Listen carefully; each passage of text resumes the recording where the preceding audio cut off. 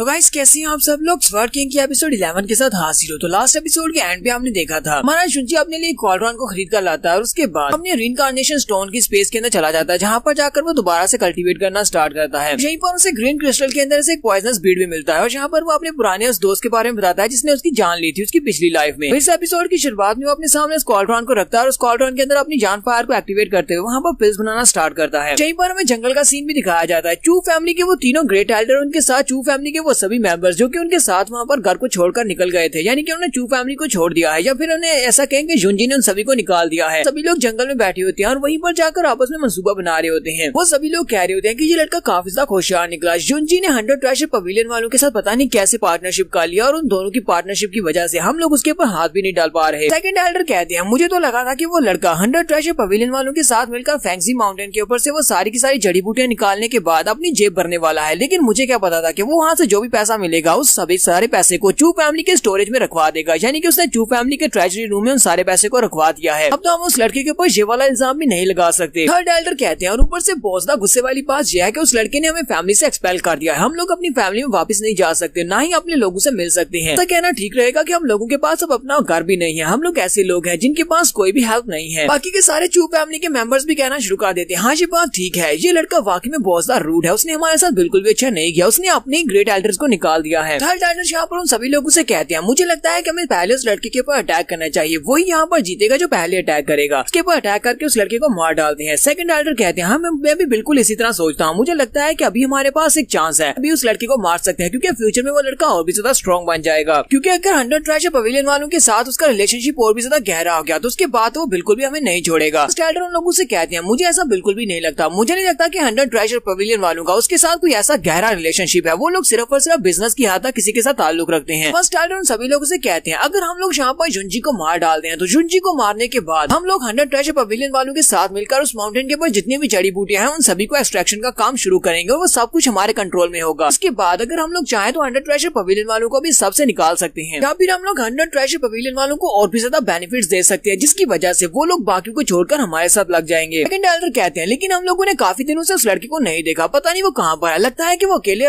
Room में बैठकर cultivate कर रहा है। इस बार अगर उसने अपनी कल्टीवेशन को कंप्लीट कर लिया तो वो दोबारा से ब्रेक थ्रू कर लेगा। फर्स्ट एल्डर कहते हैं चाहे वो कितना ही स्ट्रॉन्ग क्यों ना हो जाए लेकिन वो हमारी असैसिनेशन अटेम्प्ट से बच नहीं पाएगा, इस बार हम लोग उसको जरूर मार डालेंगे। हमारे जुंजी का सीन भी दिखाते हैं। हमारे जुंजी ने जो पर्ल निकाला था, यानी कि उसको जो क्रिस्टल मिला था उस ग्रीन क्रिस्टल के अंदर से, उसने उसको रिफाइन किया और उसको रिफाइन करने के बाद उसने एक पॉइजन बना लिया है। जुंजी ने उस पॉइजन को लिक्विड फॉर्म में चेंज करने के बाद वहाँ पर 3 नीडल्स निकालता है और इन तीनों नीडल्स को उस पॉइजन में डिप कर देता है और उनको वहाँ पर पॉइजन में डिप करने के बाद कहता है तीनों नीडल्स के ऊपर ऐसा पॉइजन है जिसका कोई भी तोड़ नहीं है, जिसको भी ये नीडल लगेगी वो मर जाएगा। इसका मतलब ये है कि इन 3 नीडल्स से मैं 3 बार अपनी जान बचा सकता हूँ, 3 एक्सपर्ट्स को इससे मार सकता हूँ, लेकिन मैं इसको किसी को भी बता नहीं सकता क्योंकि ये मेरा सीक्रेट मूव है। अगर किसी को पता चल गया तो कोई भी मेरी नीडल से हिट नहीं होगा। हमारा जुंजी जहाँ पर अपनी कल्टीवेशन कंप्लीट करने के बाद रूम से बाहर निकलता है तो सामने उसकी वाइफ ल्यूजियांग बैठी होती है। वो उसके पास जाता है और उसे कहता है ल्यूजियांग तुम यहाँ पर उदास क्यों बैठी हो। वो उसके देखकर काफी ज्यादा खुश हो जाती है और कहती है फाइनली तुम बाहर आ ही गए, तुम्हारे बारे में सोचकर यहाँ पर उदास हो रही थी कि तुम कब बाहर निकलोगे, मैं तुम्हारे लिए काफी ज्यादा परेशान थी। ल्यूजियांग उसे कहती है पता नहीं मेरे साथ क्या मसला है, जब भी मैं यहाँ पर बहुत सारी की पावर को इकट्ठा करती हूँ और अपनी मास्टर स्पिरिट को मटेरियलाइज करने लगती हूँ उसी वक्त वो सारी की सारी एनर्जी डेसिपेट हो जाती है और मेरी बॉडी के अंदर बहुत सारा कोल्ड ऑरा आ जाता है। यानी ये सारे का सारा कोल्ड ऑरा कहाँ से आता है कि ये मेरी मास्टर सोल को मटेरियलाइज होने नहीं दे रहा। जुंजी से कहती है जुंजी कहीं ऐसा तो नहीं है कि मेरे अंदर कोई भी टैलेंट नहीं है। जुंजी उसका हाथ पकड़ता है और चेक करते हुए कहता है मुझे तो तुम्हारी बॉडी के अंदर से कोई भी कोल्ड ऑरा महसूस नहीं हो रहा। फिर साथ ही जुंजी से कहता हो सकता है कि ये कोल्ड हो रहा तुम्हारी मास्टर स्पिरिट से आ रहा हो क्योंकि तुम्हारे पास जो मास्टर स्पिरिट होगी वो कोल्ड टाइप की होगी, यानी वो आइस जो यूज कर सकती होगी। फिर साथ ही वो उसे कहता है जबकि तुम्हारी मास्टर स्पिरिट के अंदर से निकलने वाली की पावर बहुत ज्यादा पावरफुल है, इसका मतलब ये है कि जब तुम्हारी मास्टर स्पिरिट मटेरियलाइज हो जाएगी तो वो एक बहुत ही हाई ग्रेड की मास्टर स्पिरिट होगी। ल्यूजियांग उसकी बात सुनने के बाद काफी हैरान होती है। ये उसे कहता है क्योंकि तुम्हारी बॉडी इस वक्त काफी ज्यादा वीक है, इसी वजह से तुम अपनी मास्टर स्पिरिट को मटेरियलाइज नहीं कर पा रही, लेकिन मुझे लगता है कि बहुत ही जल्दी तुम इसको दोबारा से मटेरियलाइज करना सीख जाओगी। तो ये दोनों जहाँ पर अभी बातें कर रहे होते हैं कि उसी वक्त जाहू बाहर से भागता हुआ था और बहुत ज्यादा घबराया हुआ था। वो दूर से चिल्लाकर उसे कहता है यंग मास्टर मेरी बात सुनो, करे कि तुम उठ गए हो, अगर तुम वहाँ पर अपने रूम से बाहर नहीं निकलती तो मैं तुम्हारा दरवाजा तोड़कर अंदर आ जाता क्योंकि यहाँ पर बहुत बड़ा मसला हो गया है। साथ ही उसे बताता है कुछ दिन पहले हम लोग माइन में खुदाई कर रहे थे और वहीं पर खुदाई करते हुए एक्सीडेंटली साइड के ऊपर से एक और खान का रास्ता ओपन हो गया और हमने उसके अंदर देखा तो वहाँ पर बहुत सारे क्रिस्टल्स है, वहाँ पर रेड कलर के ब्लड टाइप के क्रिस्टल्स हैं। यहाँ पर जितने भी क्रिस्टल्स हैं वो सारे के सारे फायर स्पिरिट स्टोन्स हैं। ये सब कुछ हमारी माइंड के कोलैप्स होने की वजह से हुआ था और दूसरा दरवाजा अपने आप वहाँ पर ओपन हो गया। उसे कहता है तो कहीं हमारे वर्कर्स को कोई नुकसान तो नहीं पहुंचा, मुझे ये बता कोई वर्कर मरा तो नहीं है। ताऊ उसे कहता है नहीं कोई भी मरा नहीं है, बस कुछ वर्कर्स ऐसे हैं जो कि जख्मी हुए हैं, लेकिन हमने उन सभी को कंपनसेट कर दिया है। सुंजी उसे कहता है तो फिर यहाँ पर तुम मेरा इंतजार क्यों कर रहे थे, तुम लोगों को जल्दी से और दूसरी माइन के अंदर से फायर स्पिरिट स्टोन्स को निकाल लेना चाहिए, वहाँ पर माइनिंग को स्टार्ट क्यों नहीं किया।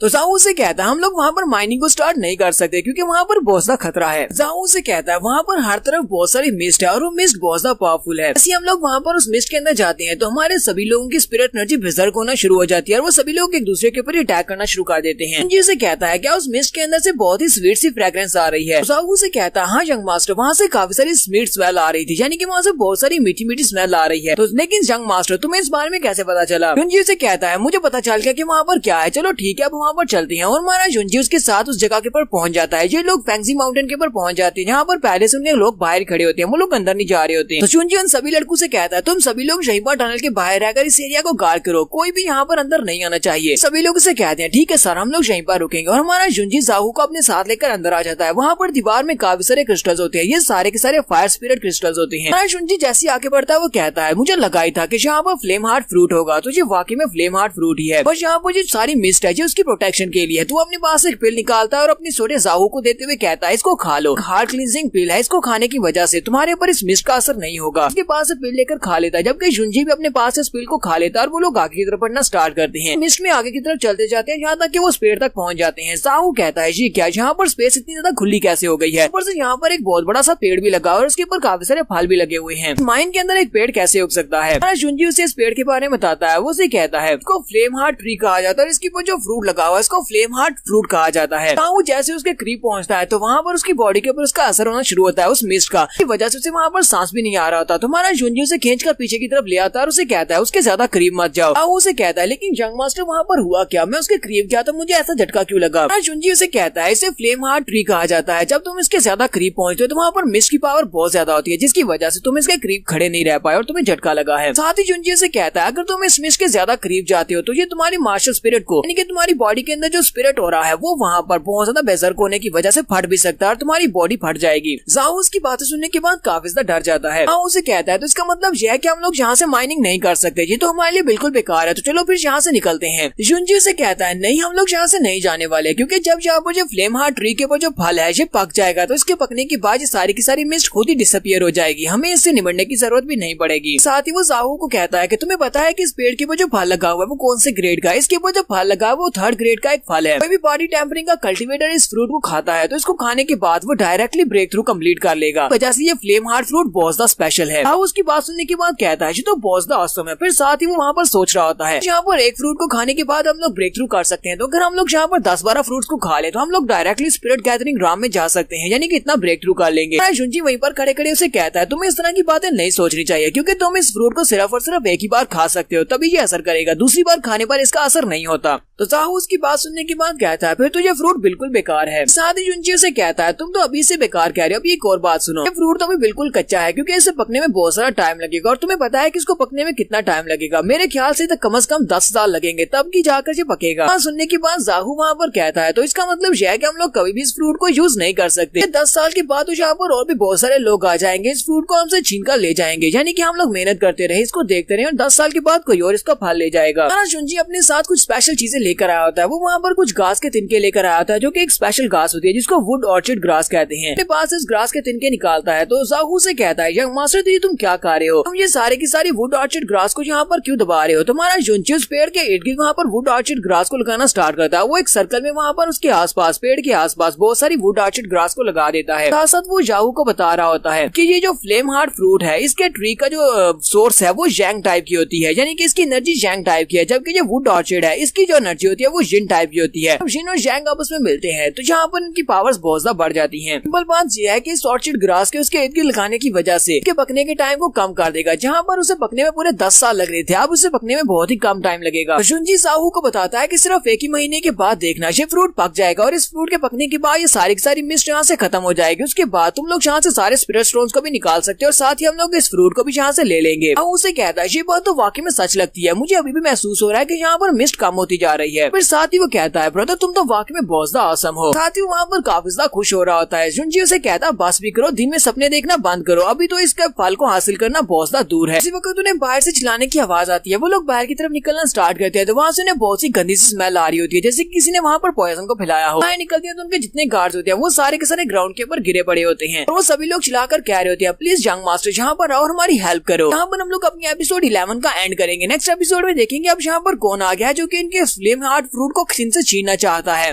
तो एपिसोड की एक्सप्लेनेशन अच्छी लगी हो तो कमेंट का किस रूप बताइएगा। चैनल को सब्सक्राइब कर दे, वीडियो को लाइक और शेयर कर दें। शुक्रिया। स्वर्ड किंग के लास्ट एपिसोड के एंड पे हमने देखा था हमारा जुंजी और जाहू दोनों ही केव के अंदर होते हैं। उन्हें केव के अंदर स्मेल आती है और साथ ही चीखने की आवाज आती है। वो लोग बाहर की तरफ निकलते हैं, उनके सारे गार्ड्स वहाँ पर ग्राउंड के ऊपर पड़े होते हैं। वो चिल्लाकर उसे कह रहे होते हैं प्लीज हमारी हेल्प करो। वहीं पर उन्हें साइड के ऊपर एक बूढ़ा आदमी दिखाई देता है। बूढ़ा आदमी इन दोनों की तरफ देखता है और कहता है तो यहाँ पर दो और लोग हैं। तो जाहू उसके चेहरे के ऊपर बने हुए निशानों को देखकर पहचान जाता है और कहता है ऐसा नहीं हो सकता, कहीं ये ओल्ड पॉइजन जैन तो नहीं है। तो मास्टर जैन भी उसे कहती है लगता है कि तुम्हें मेरे बारे में पता है। हाँ मैं ओल्ड मास्टर जैन ही हूँ। फिर साथ ही वो उन दोनों के पास से आगे गुजर जाता है और कहता है जबकि तुम दोनों सिर्फ और सिर्फ बच्चे हो तो फिर ठीक है मैं तुम दोनों को जिंदा छोड़ देता हूँ। मुझे तो सिर्फ ये केव चाहिए इसलिए मैं केव लेने के लिए आगे जा रहा हूँ। हमारा जुंजी उसे कहता है यहीं पर रुक जाओ। वह सुनने के बाद वो भी वहीं पर रुक जाता है और पीछे की तरफ मुड़ता है और कहता है लगता है कि तुम दोनों के अंदर भी काफी ज्यादा हिम्मत है जो तुम लोग मुझे यहाँ पर रुकने का कह रहे हो। तो जुंजी से कहता है ये वाली केव जो है ये मेरी चू फैमिली की है। मुझे ये बताओ कि तुम्हारे पास ऐसी कौन सी क्वालिफिकेशन है जिसकी वजह से तुम मुझे यहाँ पर कह रहे हो कि मैं यहाँ से वापस चला जाऊँ। तो मास्टर जैन उसे कहता है मुझे इस बात से फर्क नहीं पड़ता कि इस जगह किसकी है, मुझे यहाँ पर फ्लेम हार्ट फ्रूट चाहिए और वो फ्लेम हार्ट फ्रूट इसी केव के अंदर है और मुझे वो चाहिए। और अगर कोई भी मेरे रास्ते में आने की कोशिश करेगा फिर चाहे वो कोई बच्चा ही क्यों ना हो मैं उसे भी मार डालूंगा।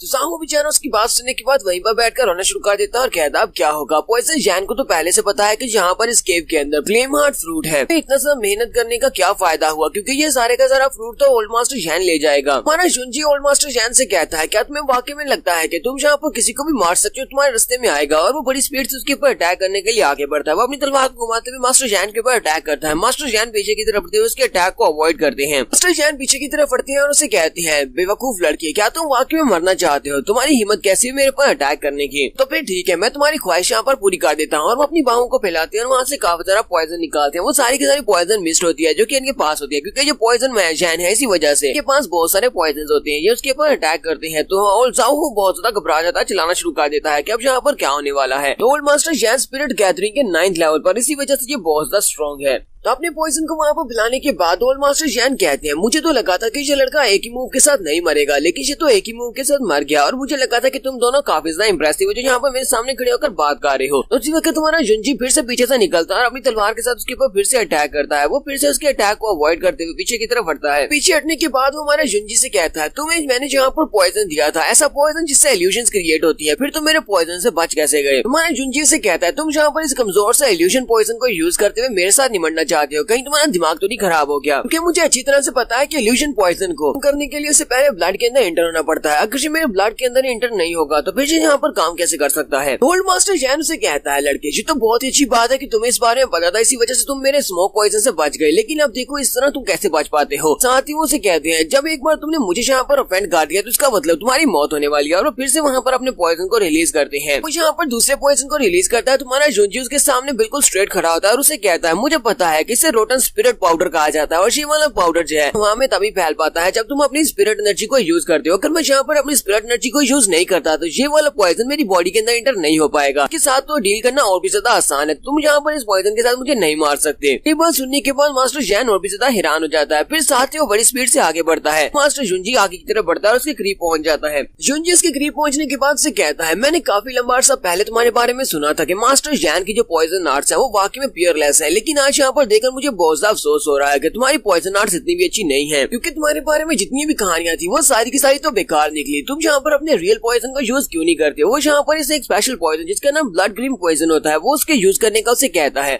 क्यों ना तुम यहाँ पर ब्लड क्रीम पॉइजन को यूज करो, फिर हो सकता है कि तुम्हारे पास एक मौका हो तो मुझे मार सको। ये बात सुनने के बाद मास्टर जैन बहुत ज्यादा घबरा जाते हैं और कहते हैं ऐसा कैसे हो सकता है, इस लड़की के पास ये सारी इन्फॉर्मेशन कहाँ से आई, इसे कैसे पता है कि मेरे पास ब्लड क्रीम पॉइजन है। साथ ही मास्टर जैन जल्दी से पीछे की तरफ जंप करते हैं और कहते हैं आज के इस वाकई में हमेशा याद रखूंगा। देखना जब अगली बार तुम मुझे मिलोगे मैं तुम्हें जरूर मार डालूंगा। और वो बड़ी स्पीड से वहाँ से भाग जाते हैं। वो बेचारा जो कि बहुत सा घबराया हुआ होता है वो काफी ज्यादा खुश हो जाता है कि वो यहाँ से चला गया है। उसके बाद वो मास्टर जुंजी से कहता है, मास्टर जुंजी ये बताएं कि आपको ये सारी बातें कहाँ से पता चली, आप इतने ज्यादा नॉलेजेबल कहाँ से हो गए, आपको तो पॉइजन के बारे में पता है। जुंजी से कहता है, क्या तुमने इस बात को नोटिस किया, मास्टर जैन जब हमारे साथ यहाँ पर फाइट कर रहे थे उन्होंने शुरुआत से यहाँ पर अपनी स्पिरिट एनर्जी को रिलीज नहीं किया। मैं यहाँ पर उसको हरा पाया हूँ सिर्फ और सिर्फ इसी वजह से क्योंकि मुझे पता था कि वो स्पिरिट एनर्जी को रिलीज नहीं कर रहा, वो यहाँ पर सिर्फ और सिर्फ पॉइजन को यूज कर रहा था। उसने अपनी स्पिरिट एनर्जी को रिलीज नहीं किया। उसकी बॉडी के अंदर से एक बहुत ही अजीब सी ऑर्डर आ रही थी जिसकी वजह से मुझे पता चला कि उसकी बॉडी के अंदर ब्लड ग्रीन पॉइजन है। लगता है कि किसी एक्सपेरिमेंट के दौरान ब्लड ग्रीन पॉइजन उसी की अपनी बॉडी के अंदर चला गया है जिसकी वजह से उसकी बॉडी अंदर से बहुत ज्यादा जख्मी है। ब्लड ग्रीन पॉइजन अभी भी उसकी बॉडी के अंदर है जिसे वो डिटॉक्सिफाई नहीं कर पा रहा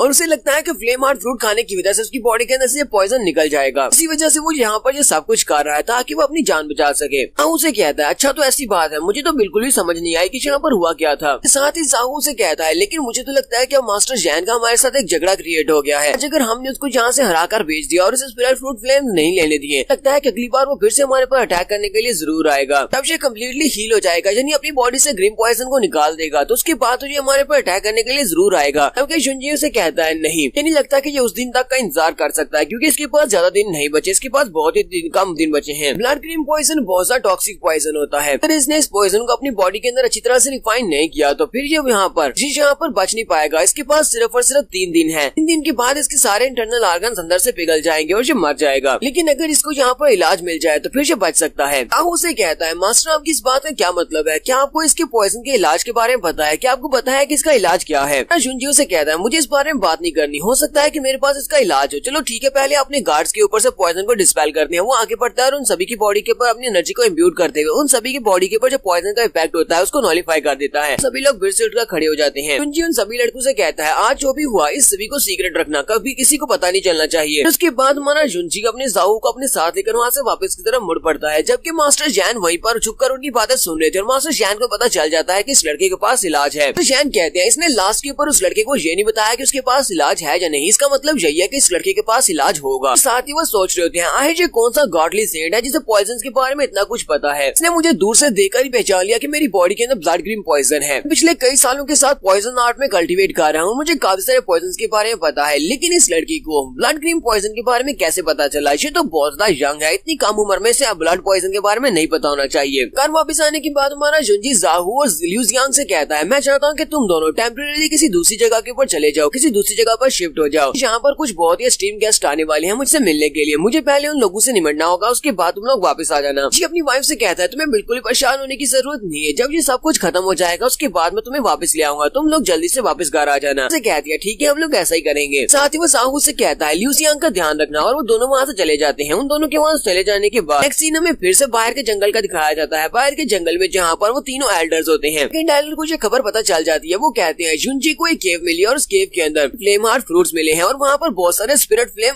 क्रिस्टल्स भी हैं। सेकंड एल्डर कहते हैं, अगर वहाँ पर उस केव के अंदर जितने भी स्पिरिट स्टोन्स हैं उन सभी को बेचने की जिम्मेदारी मुझे दी जाती है, मैं उसका मैनेजर बन जाता हूँ, तो मैं अपनी फैमिली को बहुत सारे बेनिफिट्स दिलवा सकता हूँ। एल्डर उसे कहते हैं, तो लगता है कि अब हमें यहाँ पर इस काम को और ज्यादा डिले नहीं करना चाहिए, हमें जल्दी से जितनी जल्दी हो सके उस लड़के को मार देना चाहिए, क्योंकि इस वक्त वो लड़का अपनी उस केव के अंदर से खुदाई की वजह से काफी ज्यादा परेशान होगा और वहीं पर सारा ध्यान उसी तरफ दे रहा होगा, तो फिलहाल के लिए हम लोग आसानी से उसके ऊपर अटैक कर सकते हैं। फिर साथ ही वो सेकंड एल्डर से कहते हैं, एक बार अगर हमने उस लड़के को मार दिया तो उस लड़के को मारने के बाद केव को हम ही लोग मैनेज करेंगे और फिर हम लोग वहाँ से बहुत सारा पैसा भी कमाएंगे। फर्स्ट एल्डर उन लोगों से कहते हैं, लेकिन हम लोग यहाँ पर केयरलेसली उस लड़के के ऊपर अटैक नहीं कर सकते, तुम लोग भी जानते हो कि वो लड़का कितना स्ट्रॉन्ग है। दोनों ही एल्डर उसकी तरफ देखते हैं और कहते हैं, अब इस बात का क्या मतलब है कि तुम यहाँ पर इस समय अटैक करने से मना कर रहे हो। फर्स्ट एल्डर उनसे कहते हैं, क्या तुम्हें इस बारे में नहीं पता। जुंजी जब उस केव से वापस आया तो वापस आते उसने सबसे पहला काम क्या किया, उसने जाहू और अपनी वाइफ उन दोनों को किसी दूसरी जगह के ऊपर भिजवा दिया है। उसे भी पता है कि कोई ना कोई उसके ऊपर अटैक करने के लिए जरूर आएगा, इसी वजह से वो हमारा इंतजार कर रहा है। सेकंड एल्डर से कहते हैं, हाँ मुझे भी लगता है कुछ ना कुछ अजीब तो चल रहा है। फर्स्ट एल्डर कहते हैं, मुझे लगता है कि वो कोई ना कोई प्लानिंग बना रहा है। यहाँ पर सब के चलते 2 दिन गुजर जाते हैं। 2 दिन के बाद फर्स्ट एल्डर से रहा नहीं जाता और वो चिल्लाकर कहते हैं, आखिर हम लोग यहाँ पर कितने दिन तक इंतजार करेंगे, हम लोग कितने दिनों से यहाँ पर इंतजार कर रहे हैं, हमें कुछ ना कुछ तो करना पड़ेगा, हम लोग और ज्यादा इंतजार नहीं कर सकते। तो फर्स्ट एल्डर से कहते हैं, फर्स्ट एल्डर हमें लगता है कि आपके बेटे चूहाई के मरने के बाद से आप काफी ज्यादा डरपोक हो गए हैं, क्योंकि आप यहाँ पर संभल कर कदम रख रहे हैं कि हमें पता है कि वो सिर्फ और सिर्फ एक लड़का है, अभी उसकी कल्टीवेशन भी लो है, तो आसानी से हम लोग उसको रास्ते से हटा सकते हैं और उसके बाद आप फैमिली पैट्रियार्च बन जाना। सेकंड डायरेक्टर भी कहते हैं मुझे भी ऐसे ही लगता है कि हमें यहाँ पर फर्स्ट मूव चलना चाहिए, हमें जाकर उसके ऊपर अटैक करना चाहिए, उसको मार देना चाहिए। हम लोग यहीं पर बैठकर सिर्फ यही सोचते रहेंगे कि वो लड़का वहाँ पर कुछ ना कुछ प्लान कर रहा है, तो हम लोग कभी भी आगे बढ़कर उस लड़के को मार नहीं पाएंगे। मुझे भी लगता है कि अब वो लड़का हमें जानबूझकर इस तरह की बेवकूफ बना रहा है ताकि हम लोग इसी कंफ्यूजन में रहे कि वो कुछ प्लान कर रहा है। ये सभी फैमिली मेंबर्स भी कहते हैं हमें अपने यंग मास्टर का बदला लेना है, चलो यंग मास्टर का बदला लेते हैं। टाइलर सभी की बातें सुनने के बाद कहते हैं अच्छा ठीक है, फिर चलो चलते हैं और जाकर आज रात उस लड़के को मार डालते हैं। कहीं पर उनके साथ एक और बंदा होता है जो कि स्पिरिट गैदरिंग नाम का एक एक्सपर्ट होता है। वो उनसे कहता है जरा देखो तो सही, छोटा सा लड़का जो कि अपनी बॉडी टेम्परिंग के 4th लेवल पर है, उसने यहाँ पर इतने सारे बूढ़े आदमी को छुपने में मजबूर कर दिया है। तुम सभी लोग तो बहुत ज्यादा डरपोक हो, वो कितना ही इंप्रेसिव क्यों ना हो, चाहे वो किसी तरह के इंप्रेसिव मेथड्स हो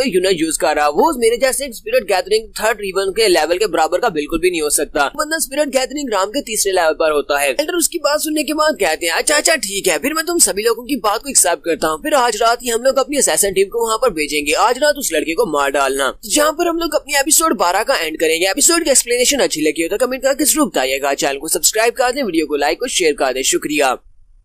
स्वर्ड किंग के एपिसोड 13 के साथ हाजिर हूं। तो इस एपिसोड की शुरुआत में जुंजी की तरफ दिखाते हैं जो कि अपने घर की छत के ऊपर बैठा किसी का इंतजार कर रहा होता है। जुंजी यहाँ पर एक बंदे का नाम लेता है जिसका नाम 5 पॉइजन होता है। वो कहता है ब्रो 5 पॉइजन, मुझे क्या पता था कि तुम्हारी वो लिखी हुई बुक आज मेरे यहाँ पर बहुत ज्यादा काम आने वाली है। अगर उस दिन तुमने अपनी वो बुक मुझे नहीं दी होती तो उस बुक को पढ़ने के बाद आज मुझे इन सारे पॉइजन के बारे में नहीं पता होता। वो एक बैकग्राउंड सीन दिखाता है। 5 पॉइजन एम्परर भी 10 एम्परर्स में से एक एम्परर था। मेरी तरह मैं भी एक एम्परर में से एक एम्परर था जिसके पास एक बहुत ही रेयर मार्शल स्पिरिट थी जो कि 10,000 पॉइजन ब्लड चैमेलियन मार्शल स्पिरिट थी। तो यहाँ पर इन दोनों का एक दूसरे के साथ आमना सामना होता है, यानी कि हमारे जुंजी का 5 पॉइजनस एम्परर के साथ सामना होता है। तो वो अपने पास एक बुक निकालता है और इसे कहता है मैं चाहता हूँ कि तुम मेरी बुक को पढ़ो और इसको अप्रेज करो, क्योंकि इस दुनिया में और कोई भी ऐसा नहीं है जो इसके पढ़ने के लायक हो। किसी के पास भी इतनी क्वालिफिकेशंस नहीं है, वजह से ये बुक मैं तुम्हें पढ़ने के लिए दे रहा हूँ। जुंजी कहता है कि मैंने 5 पॉइजनस एम्परर की बुक को पढ़ा था। उस बुक को पढ़ने के बाद 5 पॉइजन के बारे में जितने भी नॉलेज मेरे पास है वो सारी की सारी नॉलेज मुझे उसी बुक से मिली है। हमारा जुंजी फिर से वहीं पर आराम से लेट जाता है, साथ साथ ड्रिंक भी कर रहा होता है। जुंजी कहता है तो अब मैं यहाँ पर सिर्फ और सिर्फ इंतजार ही कर सकता हूँ कि कब मेरे मेहमान यहाँ पर आएंगे। फिर थोड़ी देर के बाद से वहाँ पर से हवा के चलने की आवाज आती है और साथ ही जुंजी कहता है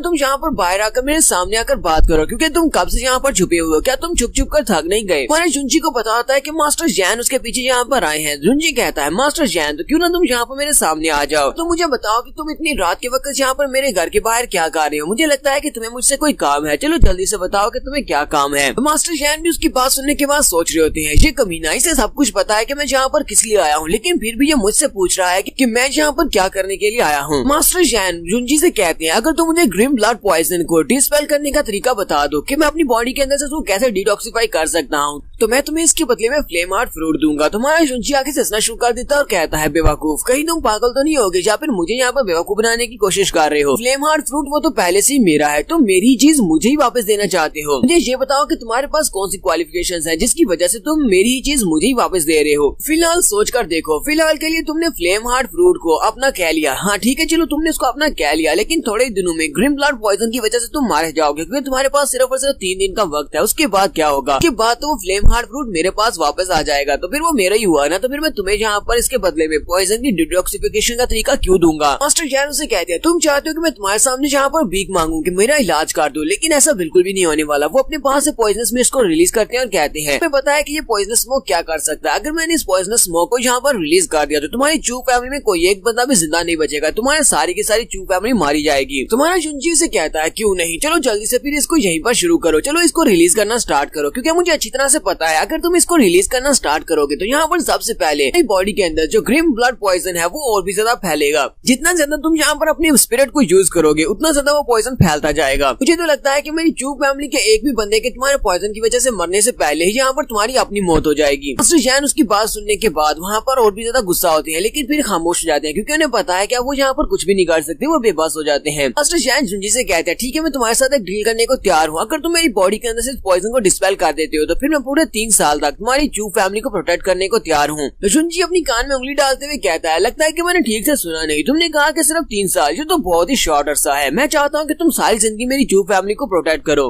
तो मास्टर जैन उसे कहते हैं, लड़के कि तुम पागल हो गए हो क्या? तुम्हें लगता है कि मैं अपनी सारी जिंदगी हमारी चू फैमिली को सर्व करने वाला हूँ? मुझे लोग पॉइजनस जैन कहते हैं और मैं एक आजाद कल्टीवेटर हूँ। मैं कभी भी किसी का गुलाम बनकर नहीं रहने वाला। तुम्हारा शुंजी उसे कहता है, अच्छा अच्छा ठीक है, अब मुझे नींद आ रही है, अब मैं यहाँ से जा रहा हूँ। मैंने जो कहना था वो मैंने कह दिया, हमारी डील नहीं हो सकती। प्लीज अब जाओ, जाकर अपनी बच्ची कुछ लाइफ को एंजॉय कर लो, क्योंकि तुम्हारे पास बहुत ही कम दिन बचे हैं। फिर साथ ही हमारा शुंजी पीछे की तरफ मुड़ जाता है और उसे कहता है, चलो ठीक है अब गुड बाय, मैं तुम्हें यहाँ से वापस नहीं भेजने वाला, तुम्हें खुद ही जाना होगा। मास्टर जैन उसकी बातें सुनने के बाद सोच रहे होते हैं, मैंने अपनी जिंदगी में बहुत सारे एक्सपर्ट्स को देखा है, लेकिन इस तरह के एरोगेंट लड़की को मैंने बिल्कुल भी नहीं देखा। उसी वक्त मास्टर जैन को महसूस होता है कि यहाँ पर कुछ असैसिन्स हैं जो कि इसके ऊपर अटैक करने के लिए आने वाले हैं। तो जैन वहीं पर हंसना शुरू कर देते हैं और उसे कहते हैं, लड़के मुझे लगता है कि यहाँ पर तुम मुझसे पहले मरने वाले हो। अगर तुम यहाँ पर मुझे इसका तरीका बता देते हो कि मेरी बॉडी के अंदर ब्लड क्रीम पॉइजन को निकालने का तरीका क्या है, तो फिर मैं यहाँ पर इन असैसिन्स को मार डालूंगा और तुम्हारी जान बचा लूंगा। जुंजी भी ऊपर की तरफ देखता है तो वहाँ पर दो असैसिन्स होते हैं और वो दोनों के दोनों स्पिरिट गैदरिंग राम के एक्सपर्ट्स होते हैं। जुंजी कहता है, लगता है कि मेरे ग्रेट एल्डर ने मुझे एक बहुत बड़ा खतरा समझा हुआ है, इसी वजह से उसने यहाँ पर दो स्पिरिट गैदरिंग एक्सपर्ट्स को भेजा है।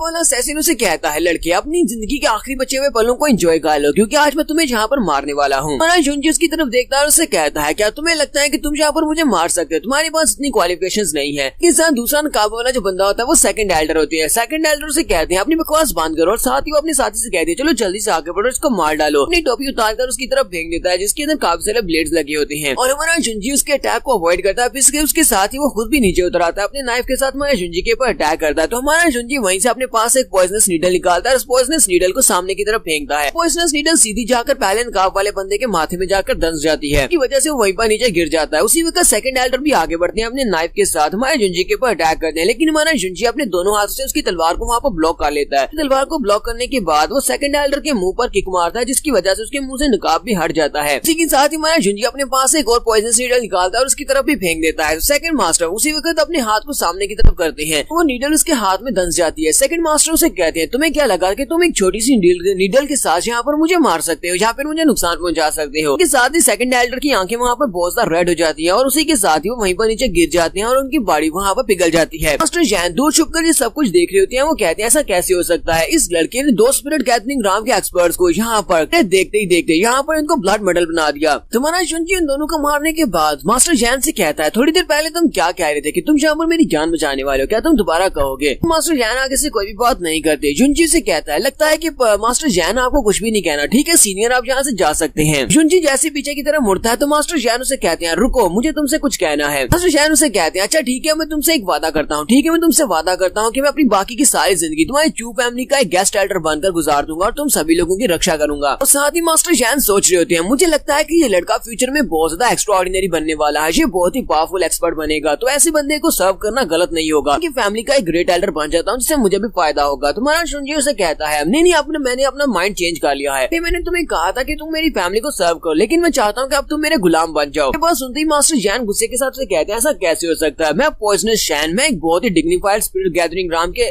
9th लेवल का एक कल्टीवेटर हूँ, क्या तुम्हें लगता है कि मैं तुम्हारे जैसे एक लड़के का गुलाम बन जाऊंगा? हमारा जुंजी उसे कहता है, क्या तुम्हें लगता है कि मैं बेवकूफ हूँ? तुमने जहाँ पर मेरे मेथड्स को देखा और तुम्हें लगा कि मैं फ्यूचर में बहुत ज्यादा एक्स्ट्रा ऑर्डिनरी चीजें हासिल करने वाला हूँ, इसी वजह से तुमने यहाँ पर फैमिली का गेस्ट एल्डर बनने को चूज किया है। क्या तुम्हें लगता है कि मैं तुम्हें सिर्फ इसी तरह अपना गेस्ट एल्डर बनने दूंगा? हमारा जुंजी यहीं पर मास्टर जैन को एक और बात बताता है, वो उसे कहता है, अगर पास्ट की बात की जाए तो यहाँ पर अगर एक जिनजेंग राम का कल्टीवेटर भी होता और मेरे सामने अपने घुटने टेक कर मुझे कहता कि मैं उसको अपना गुलाम बना लूँ, मैं उसको कंसीडर नहीं करता, जबकि यहाँ पर तुम्हें एक बहुत ही अच्छा मौका मिल रहा है मेरे साथ जुड़ने का। मास्टर जैन भी उसकी बात सुनने के बाद सोच रहे होते हैं, मुझे समझ नहीं आ रही कि आज ये लड़का है कौन और जहाँ पर कौन से पास्ट की बातें करता है, जिसके बारे में कोई भी हिसाब नहीं लग रहा। तो हमारा जुंजी से कहता है, ठीक है मास्टर, अब तुम यहाँ से जा सकते हो, यहाँ फिर तुम्हारे पास सिर्फ 3 सेकंड है यहाँ पर फैसला करने के, तो मेरे गुलाम बनो या फिर यहाँ से चले जाओ। मास्टर जैन उसकी बात सुनने के बाद 3 सेकंड के अंदर अंदर उसे कहते हैं, मैं पॉइजनस जैन, ठीक है, तुम्हारा गुलाम बनने को तैयार हूँ। हमारा जुंजी उसके सामने खड़ा हो जाता है और उसे कहता है, मास्टर जैन, फ्यूचर में तुम्हें देखना है, इस बात के ऊपर बहुत सा फख्र होगा कि तुमने यहाँ पर एक बहुत ही अकलमंदी वाला फैसला किया था और ये फैसला तुम्हारे बहुत ज्यादा काम आने वाला है। फिर साथ ही हमारा जुंजी अपने पास से एक स्पेशल मार्शल आर्ट्स की बुक निकालता है और उसे कहता है, इस बुक के साथ एक पेपर के ऊपर ब्लड क्रीम पॉइजन को डिस्पेल करने का तरीका है और इसके साथ इस बुक के अंदर पॉइजन आर्ट लिखी हुई है, जो कि एक हाई ग्रेड की पॉइजन आर्ट है। मैं चाहता हूँ कि तुम बाकी की सारी पॉइजन आर्ट को छोड़कर इस वाली पॉइजन आर्ट को मास्टर करना स्टार्ट करो। जब तक तुम मेरे साथ हो तुम्हें इस तरह के लो लेवल की कल्टीवेशन आर्ट्स को सीखने की जरूरत नहीं है। मास्टर जैन जब उसकी तरफ देखते हैं तो एक कागज के ऊपर डिस्पेलिंग मेथड लिखा होता है, जबकि दूसरी बुक का नाम होता है पॉइजन डिवावरिंग टेक्निक, जो कि एक हाई ग्रेड की टेक्निक होती है। मास्टर जैन कहते हैं इस लड़के ने अपने पास एक अपर स्पिरिट राम की मार्शल आर्ट्स की टेक्निक मुझे दे दी, मैंने इसको प्रैक्टिस कर लिया तो फिर मेरे पॉइजनस की आर्ट पहले से बहुत ज्यादा बढ़ जाएगी और मैं पहले से बहुत ज्यादा पावरफुल हो सकता हूँ। सकता है कि मैं डायरेक्टली ब्रेक थ्रू करने के बाद अर्थ राम में चला जाऊँ। इसी के साथ ही मास्टर जैन हमारे जुंजी के सामने अपने घुटने टेक देते हैं और उसे कहते हैं मास्टर आपका बहुत बहुत शुक्रिया मुझे इतनी अच्छी मार्शल आर्ट्स की टेक्निक देने के लिए। तो नेक्स्ट सीन में जंगल में छुपे हुए भगोड़ों का दिखाया जाता है। तो जंगल में छुपे हुए भगोड़ों में कुछ साथी वहाँ पर नजर रखे हुए होते हैं, इंतजार कर रहे होते हैं कि मास्टर सेकंड एल्डर उनके साथ जो दूसरा असैसिन गया था वो लोग कब वापस आएंगे। वो लोग कहते हैं आज 4 दिन गुजर चुके हैं लेकिन वो अभी तक वापस नहीं आए, क्या हमें वापस जाकर फर्स्ट एल्डर को बता देना चाहिए, ऐसा ना हो कि उन लोगों के साथ कुछ बुरा हादसा हो गया हो। ये लोग वापस आते हैं और आकर फर्स्ट एल्डर को सारी बात बता देते हैं, जबकि फर्स्ट एल्डर और बाकी के सभी लोग भी वहाँ पर खामोश खड़े होते हैं और इंतजार कर रहे होते हैं कि कब सेकंड एल्डर और दूसरा असैसिन वापस आने वाले हैं। तो सभी लोग आपस में बातें करना स्टार्ट करते हैं। उनमें से एक कहता है हमारे स्पाइस ने बताया है कि इस वक्त चू टाउन में कोई भी ऐसी हरकत नहीं है, कोई मूवमेंट नहीं है, यानी कि वहाँ पर कुछ भी नहीं हो रहा। उनमें से एक और कहता है कहीं ऐसा तो नहीं है कि सेकंड एल्डर दूसरे बंदे को अपने साथ लेकर कहीं पर भाग गए हैं। तीसरा बंदा कहता है अगर वो यहाँ से भाग गए हैं तो फिर हमारे यहाँ पर इंतजार करने का क्या फायदा, हम लोग भी कहीं पर चले जाते हैं और जाकर अपनी नई जिंदगी शुरू करते हैं। जबकि उनमें से एक और कहता है हमारे पास बहुत सारे लोग हैं, क्यों ना हम सभी लोग मिलकर चू फैमिली के ऊपर जाकर अटैक कर दे और उन सभी को मार डालते हैं। फर्स्ट एल्डर उन सभी लोगों से कहते हैं तुम सभी लोग अपनी बकवास बंद करो और चुप रहो, मुझे कुछ सोचने दो। हमने जिन 2 लोगों को वहाँ पर भेजा था सेकंड एल्डर और दूसरा असैसिन, वो दोनों ही मर चुके हैं। अगर तुम सभी लोग में मरना चाहते हो तो ठीक है, तुम सभी लोग वहाँ पर जा सकते हो। अगर इस वक्त तुम सभी लोग चू टाउन में जाते हो तो तुम सभी लोग मारे जाओगे, क्योंकि इस वक्त जुंजी के साथ पंगा लेना बिल्कुल भी मुनासिब नहीं है। तो यहाँ पर हम लोग अपने एपिसोड 13 का एंड करेंगे। एपिसोड की एक्सप्लेनेशन अच्छी लगी हो तो कमेंट करके जरूर बताइएगा। चैनल को सब्सक्राइब कर दें, वीडियो को लाइक और शेयर कर दें। शुक्रिया।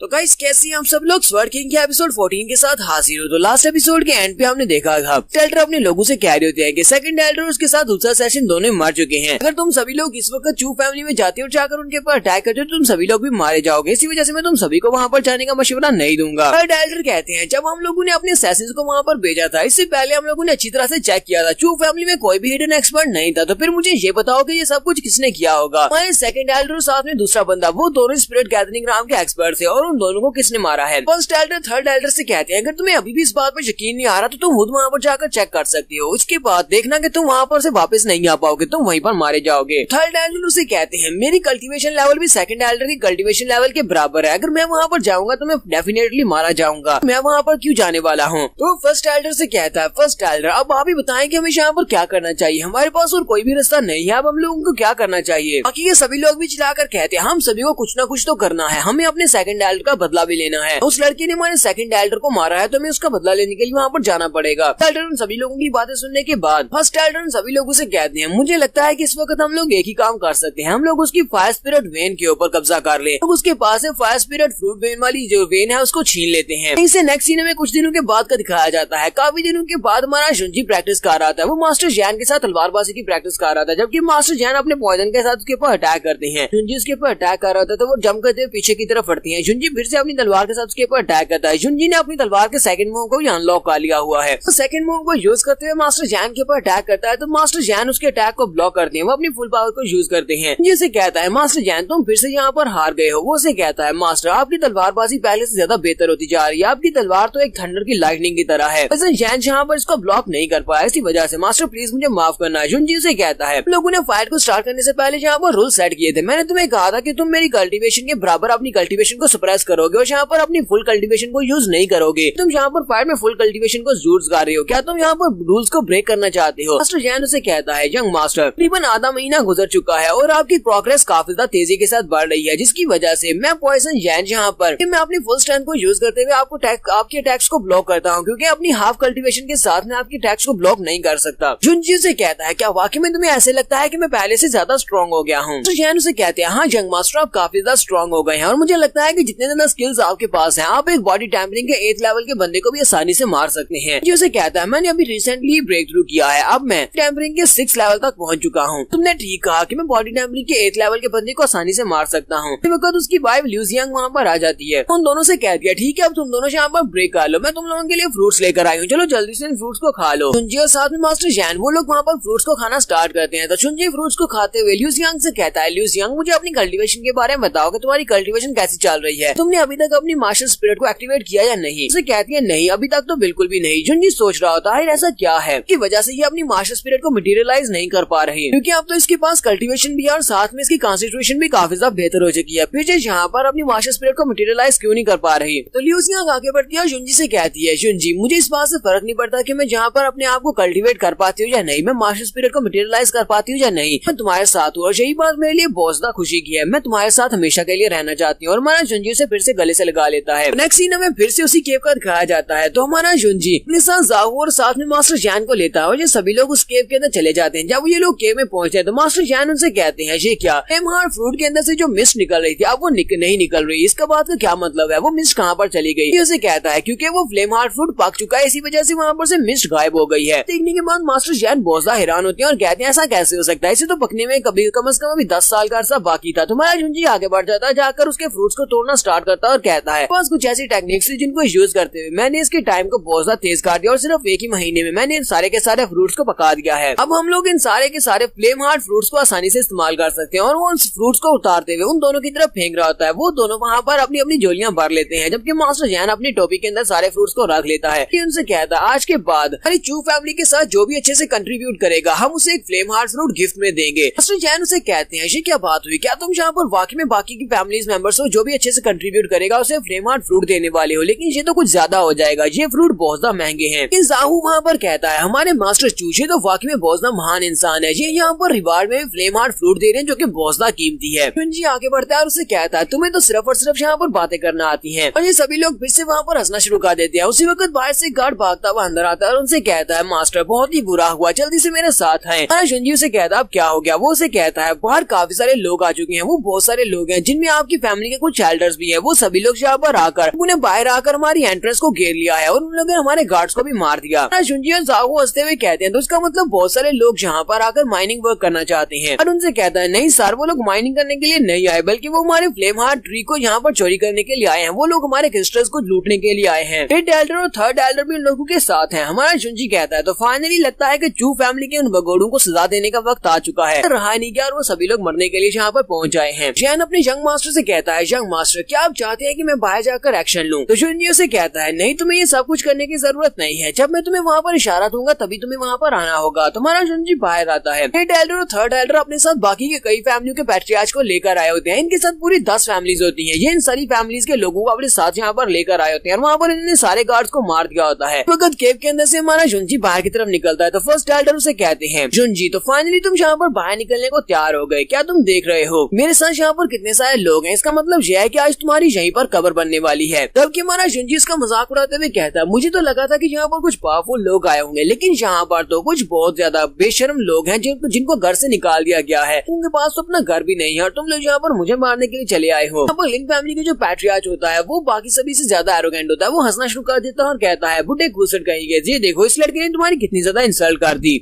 लड़का जो कि अभी भी डायपर में सूसू करता होगा, तुम्हारे जैसे ग्रेट एल्डर के सामने ये किस तरह मुंह चला रहा है। पैट्रियार्च लिन आगे बढ़ता है, हमारे जुनजी से कहता है मैं लिन फैमिली का पैट्रियार्च हूँ, मेरा नाम लिन चोंग डाओ है। तलवार को हमारे जुनजी के सामने करते हुए कहता है मुझे तुम्हारी फैमिली फ्यूड के साथ कोई भी मसला नहीं है, तुम लोग आपस में झगड़ना चाहते हो तो झगड़ो, मुझे इस बात से फर्क नहीं पड़ता। ये बुड्ढा मास्टर मुझे यहाँ पर लेकर आया है कि ये बदले मुझे स्पिरिट स्टोन देगा और स्पिरिट स्टोन के बदले में हम लोग इसका साथ देने के लिए तैयार हुए हैं। तो चलो जल्दी से यहाँ पर या तो अपनी जान खुद ही ले लो और फिर यहाँ पर मुझे बताओ कि मैं अपनी तलवार के साथ तुम्हारी गर्दन काटता हूँ। जुनजी वहाँ पर बाकी की सारी फैमिली इसके पैट्रियार्च या फिर उन लोगों से कहता है तुम सभी लोग भी क्या यहाँ पर मुझे मारने के लिए आए हो? ऐसे कहता है अगर मैं यहाँ पर तुम्हें मार देता हूँ तो मेरी बाई फैमिली को इस स्पिरिट स्टोन वेन्स के अंदर से 20% शेयर मिलेगा। ये सभी लोग भी उसे कहते हैं हाँ हमारी फैमिली को भी यहाँ पर से काफी कुछ मिलने वाला है। ये सभी लोग अलग अलग फैमिली से यहाँ पर आए होते हैं। ग्रेट एल्डर ने इन सभी को लालच दी होती है कि इन्हें 20% शेयर मिलेगा अगर ये सभी लोग इनकी हेल्प करते हैं फैमिली के जुनजी को मारने में। तो मास्टर लिन हमारे जुनजी से कहते हैं तो तुम्हारे मरने के बाद मैं तुम्हारे लिए एक बहुत ही अच्छा सा आरामदायक कफिन बनवाऊंगा और उस कफिन के साथ में ग्राउंड के अंदर दफनाया जाएगा ताकि तुम बहुत ही आराम के साथ मरो और उस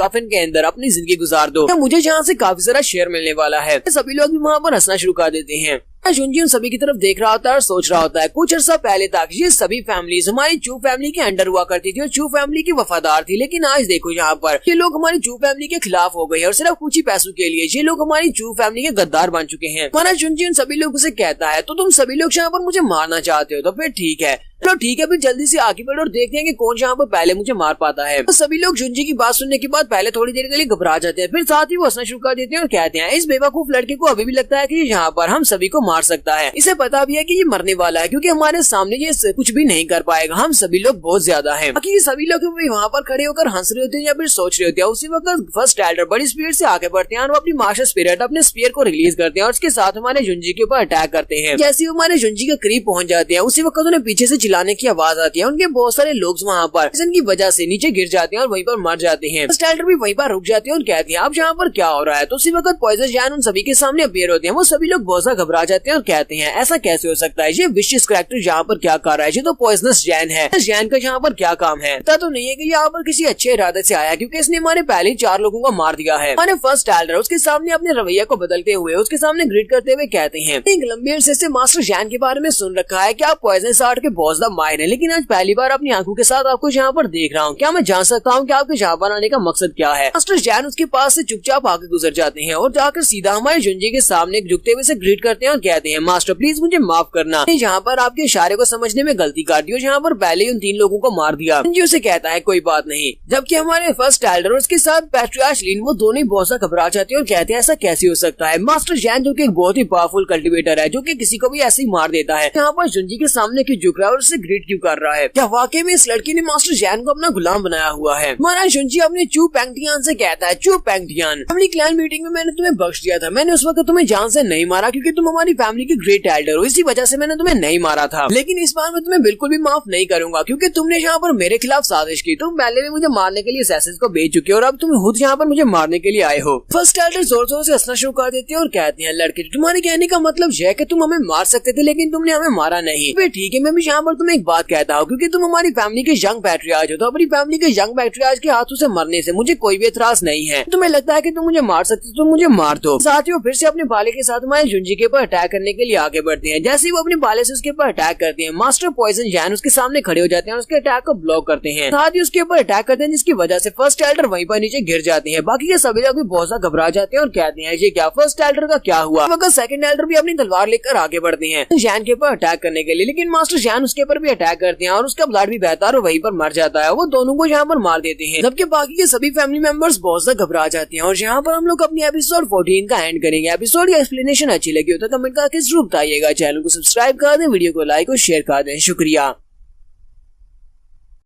तो गाइस कैसी हैं आप सब लोग? स्वर्ड किंग के एपिसोड 15 के साथ हाजिर हूँ। तो लास्ट एपिसोड के एंड पे हमने देखा था कि फर्स्ट एल्डर अपने साथ बहुत सारी फैमिलीज के एल्डर्स को लेकर हमारे जुंजी को मारने के लिए आते हैं। तो वहाँ पर मास्टर जैन फर्स्ट एल्डर और थर्ड एल्डर दोनों को ही मार देते हैं। उन दोनों के मरने के बाद बाकी के सभी लोग बहुत ज्यादा घबरा जाते हैं और वहीं पर उनके सामने घुटने टेक देते हैं और उनसे कहते हैं प्लीज यहाँ पर इन दोनों एल्डर्स की बॉडी को इंटैक्ट छोड़ दें, इनकी बॉडीज को यहाँ पर डिस्ट्रॉय मत करना। हम लोग इनकी बॉडीज को लेकर यहाँ से चले जाते हैं। हम लोग इस शहर को छोड़कर चले जाते हैं, हम लोग इस किंगडम को छोड़कर चले जाते हैं, हम लोग कभी भी वापस नहीं आएंगे, हम सभी को छोड़ दे। तुम्हारा जुंजी लोगों से कहता अब जबकि चू पेंगटियान यहाँ पर मर चुका है, तुम्हारे ऊपर जो सी लीडर था वो मर गया है, तो फिर मैं तुम सभी लोगों को यहाँ पर मार कर क्या करूंगा? ठीक है, तुम सभी लोग यहाँ से दफा हो जाओ। सभी लोग वहाँ पर उसे कहते हैं थैंक यू, तुम्हारा बहुत बहुत शुक्रिया यंग पैट्रियार्च, तुम्हारा यहाँ पर हमारे पर मर्सी दिखाने के लिए शुक्रिया। तो सभी लोग वहाँ पर से अपने फर्स्ट एल्डर और थर्ड एल्डर की डेड बॉडीज को उठाते हैं और वहाँ से चुपचाप पीछे की तरफ मुड़ जाते हैं। जबकि बाकी की सारी अलायंस वाली फैमिलीज के लोग अभी वहीं पर खड़े होते हैं। तो पॉइजन जैन हमारे जुंजी से कहता है मास्टर इन सभी लोगों का क्या, इनके साथ हम लोग कैसे डील करने वाले हैं? पैट्रियार्च लिन आगे बढ़ते हैं और उसे कहते हैं पैट्रियार्च चू प्लीज हमें माफ कर दे, हम सभी लोग यहाँ पर एक मिसअंडरस्टैंडिंग के तहत आए हैं। हमें यहाँ पर फर्स्ट ग्रेट एल्डर ने कहा था कि ये वाली माइन उनकी है जिसकी वजह से वो हमें इसमें से शेयर दे सकते हैं, इस वजह से हम लोग उनकी बातों में आकर यहाँ पर पहुँच आए थे। हमारा आपके साथ कोई भी झगड़ा नहीं है और हम सभी को यहाँ पर छोड़ दिया जाए। पैट्रियार्च जिन सबसे पहले हमारे जुंजी से माफी मांगते हैं। जुंजी उसे कहता है पैट्रियार्च लिन मुझे लगता है कि तुम्हें अच्छी तरह से पता है कि तुम्हें कैसे किसी के साथ रिलेशनशिप्स को बिल्ड करना है। यहाँ पर सारे के सारा इल्जाम एक मरे हुए इंसान के ऊपर डाल दिया है, ये भी कोई बुरी बात नहीं है। पैट्रियार्च लिन उसे कहते हैं मैं तुम्हारे सामने झूठ कैसे बोल सकता हूँ, मैंने तुम्हें कहा ना कि ये सारी एक गलत फैमिली थी, उसकी बातों में आकर यहाँ पर आए थे। साथ ही वो बाकी की फैमिली मेंबर से कहता है तुम सभी लोगों को इस बारे में क्या लगता है? तुम्हें भी यही लगता है कि चू पेंगटियान यहाँ पर गलत था, उसने हमें यहाँ पर बहकाया और हमें यहाँ पर लालच देकर ले आया। वो सभी लोग भी कहते हैं हम सभी लोग यहाँ पर मिसअंडरस्टैंडिंग की वजह से पहुंचे हैं, हमारा यहाँ पर तुम्हारे पर अटैक करने का कोई भी इरादा नहीं था। तुम्हारा जुंजी उन लोगों से कहता है चाहे जो कुछ भी हो जाए लेकिन चू पेंगटियान मेरी फैमिली का एक ग्रेट एल्डर है, वो मेरी फैमिली का एल्डर है, तुम सभी लोगों को यहाँ किसने दे दिया कि तुम मेरी फैमिली के ग्रेट एल्डर के बारे में इस तरह की बकवास बातें कर सको। शुनजी पैट्रियार्च लिन से कहता है, पैट्रियार्च लिन तुमने कहा कि यहाँ पर पेंटिया ने तुम्हें यहाँ पर धोखा दिया, उसने तुम्हें बहकाया, तो क्यों ना मैं यहाँ पर तुम्हें थोड़ा सा सोबर करने के लिए तुम्हें थोड़ा सा लेसन सिखाऊं। क्या क्या ख्याल है तुम्हारा इस बारे में। पैट्रियार्च लिन ये वाली बात सुनने के बाद काफी गुस्सा हो जाता है और माया शुनजी से कहता है, लड़के तुम्हें क्या लगता है कि मैं क्या हूँ? मैं लिन फैमिली का पैट्रियार्च हूँ और ज़ीफेंग सिटी में मेरी काफी ज्यादा इज्जत है, ये सभी लोग मुझे पहचानते हैं। तुम्हारी हिम्मत कैसे हुई यहाँ पर मुझसे इस तरह की बात करने की? क्या तुम्हें लगता है कि तुम मुझे यहाँ पर एक सबक सिखाओगे? मास्टर जैन उसे कहते हैं, मैं यहाँ पर तुम्हें वार्निंग दे रहा हूँ कि तुम्हें ये सब कुछ करने की जरूरत नहीं है। अगर तुम यहाँ के सिटी लॉर्ड भी होते तब भी तुम यहाँ पर कुछ नहीं कर पाते।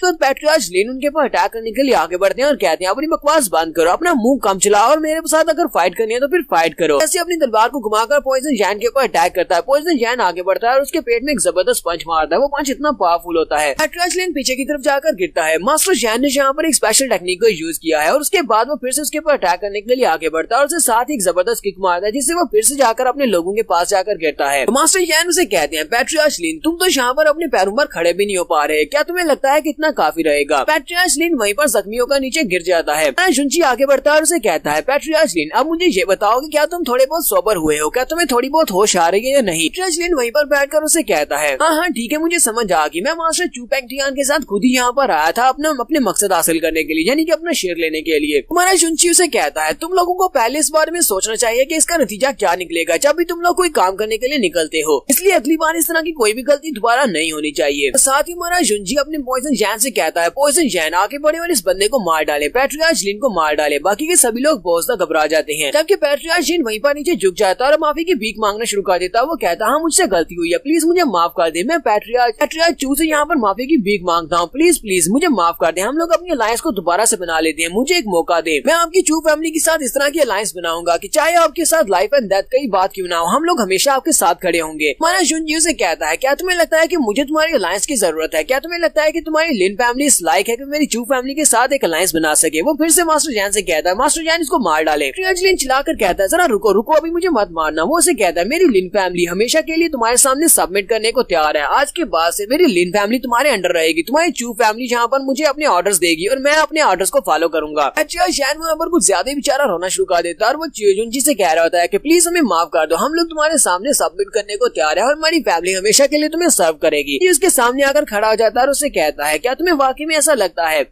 तुम हमारे सामने सबमिट करने को तैयार हो? तुझे तो बहुत ही अच्छी बात है। फिर साथ ही वो हंसता और उसे कहता है, मैं तो बस मजाक कर रहा था, मैं कौन सा तुम्हें मारने वाला था। और सभी लोगों से कहता है, अगर मैं तुम सभी लोगों को मारना चाहता तो अब तक तुम सभी लोग यहाँ पर मर चुके होते, मैं इतनी ज्यादा बकवास बातें तुम्हारे साथ नहीं करता। उसके बाद हमारा शुनजी सभी लोगों से कहता है, Bai family, Wu family, Hu family, Zheng family और सन फैमिली, मुझे ये बताओ कि तुम सभी लोगों का इस बारे में क्या ख्याल है? मास्टर जैन उन सभी की तरफ घूर कर देखते हैं, वो सभी लोग मास्टर जैन की तरफ देखते हैं और फिर सभी लोग कहते हैं, ठीक है हम लोग भी यहाँ पर लिन फैमिली की तरह चू फैमिली के सामने सबमिट करने को तैयार हैं। आज के बाद हमारी फैमिलीज के जितने भी डिसीजन हैं, सारे के सारे फैसले फैमिली वाले ही लिया करेंगे। तुम्हारा शुनजी उन सभी लोगों से कहता है, ये तो बहुत अच्छी बात है कि तुम सभी लोग मेरी चू फैमिली के सामने सबमिट करना चाहते हो, लेकिन मैं तुम लोगों को ऐसे एक्सेप्ट नहीं करूंगा। अगर तुम सभी लोग मेरे जाहू को अपना मास्टर एक्सेप्ट कर लो तो फिर ठीक है, मैं तुम्हें अपनी फैमिली में ले लूंगा, तुम सभी लोगों की इस एक्सेप्टेंस को मान लूंगा। वो सभी लोग भी ये बात सुनने के बाद काफी हैरान होते हैं, जबकि जाहू भी सोच रहा होता है ये यहाँ पर कर क्या रहा है। मास्टर शुनजी ने यहाँ पर इन सभी लोगों के सामने मुझे इनका मास्टर बनाने की बात कर दी, मैं सभी के सामने क्या करूंगा? मेरी कल्टिवेशन बहुत ज्यादा लो है और ये सभी लोग मेरी बात कैसे मानेंगे? ये सभी लोग तो बड़ी बड़ी फैमिलीज के पैट्रियार्च हैं कि वो सभी लोग भी इसी बारे में सोच रहे होते हैं, क्या है ये लड़का पागल तो नहीं हो गया? ये यहाँ पर किस तरह की बातें कर रहा है? ये चाहता है कि हम लोग इस छोटे से लड़के को अपना मास्टर मानकर इसको सर्व करें। तुम्हारा शुनजी उन सभी लोगों की तरफ देखता है और कहता है, क्या हुआ? क्या तुम सभी लोग यहाँ पर मेरे जाहू को अपना मास्टर मानने को तैयार नहीं हो? तो पॉइजन जैन आगे बढ़ते हैं और अपनी पावर्स को रिलीज करते हैं, उन सभी को फिर से डराते हैं और कहते हैं, सभी लोगों की क्वालिफिकेशंस बहुत ज्यादा कम है और तुम सभी लोगों को लगता है कि आप लोग मेरे यंग मास्टर के गुलाम बनने के लायक हैं, आप लोग इन्हें सर्व करने के लायक नहीं है, वजह से तुम्हें जाहू को ही सर्व करना होगा, तो तुम सभी लोगों को यहीं पर मरना होगा। तो वो सभी लोग एक दूसरे की तरफ देखते हैं, फिर साथ ही वो सभी लोग जाहू के सामने अपने सर झुका देते हैं और उसे अपना मास्टर कहते हैं। जाहू हमारे शुनजी की तरफ देखता है और कहता है, यंग मास्टर ये तुम क्या कर रहे हो? वो उसे कहता है, जाहू मुझे पता है कि तुम इन सभी लोगों को संभाल लोगे, आज के बाद से हमारी फैमिली के जितने भी फैसले होंगे वो सारे के सारे तुम्हें करने होंगे, इसके बाद से मैं चू फैमिली तुम्हें सौंप रहा हूँ, चू फैमिली में जो कुछ भी होगा वो सब कुछ तुम ही हैंडल करोगे। जाहू भी उसे कहता है, ठीक है यंग मास्टर, मैं सब कुछ समझ गया, मैं सब कुछ कर लूंगा, मैं तुम्हें कभी भी डिसअपॉइंट नहीं करूंगा। इस सीन में चू फैमिली का दिखाया जाता है जहाँ पर यंग मास्टर जाओहू गेट के ऊपर खड़ा होता है और बहुत सारी फैमिलीज के लोग वहाँ पर आकर उसको ग्रीट कर रहे होते हैं। ये सभी लोग चू फैमिली के साथ अलायंस बनाना चाहते हैं। ये सभी लोग यहाँ पर तोहफे लेकर आ रहे होते हैं। तो हमारा जुंजी दूर खड़ा ये सब कुछ देख रहा था और कहता है तो अब मैंने यहाँ पर सारे के सारे मसले निपटा दिए हैं। एक्सटर्नल और इंटरनल मसले थे वो सारे निपट चुके हैं। मतलब यह है कि मेरी चू फैमिली दोबारा से नॉर्मल हो जाएगी। उसके बाद वो फिर से कल्टीवेशन रूम में चला जाता है और कहता है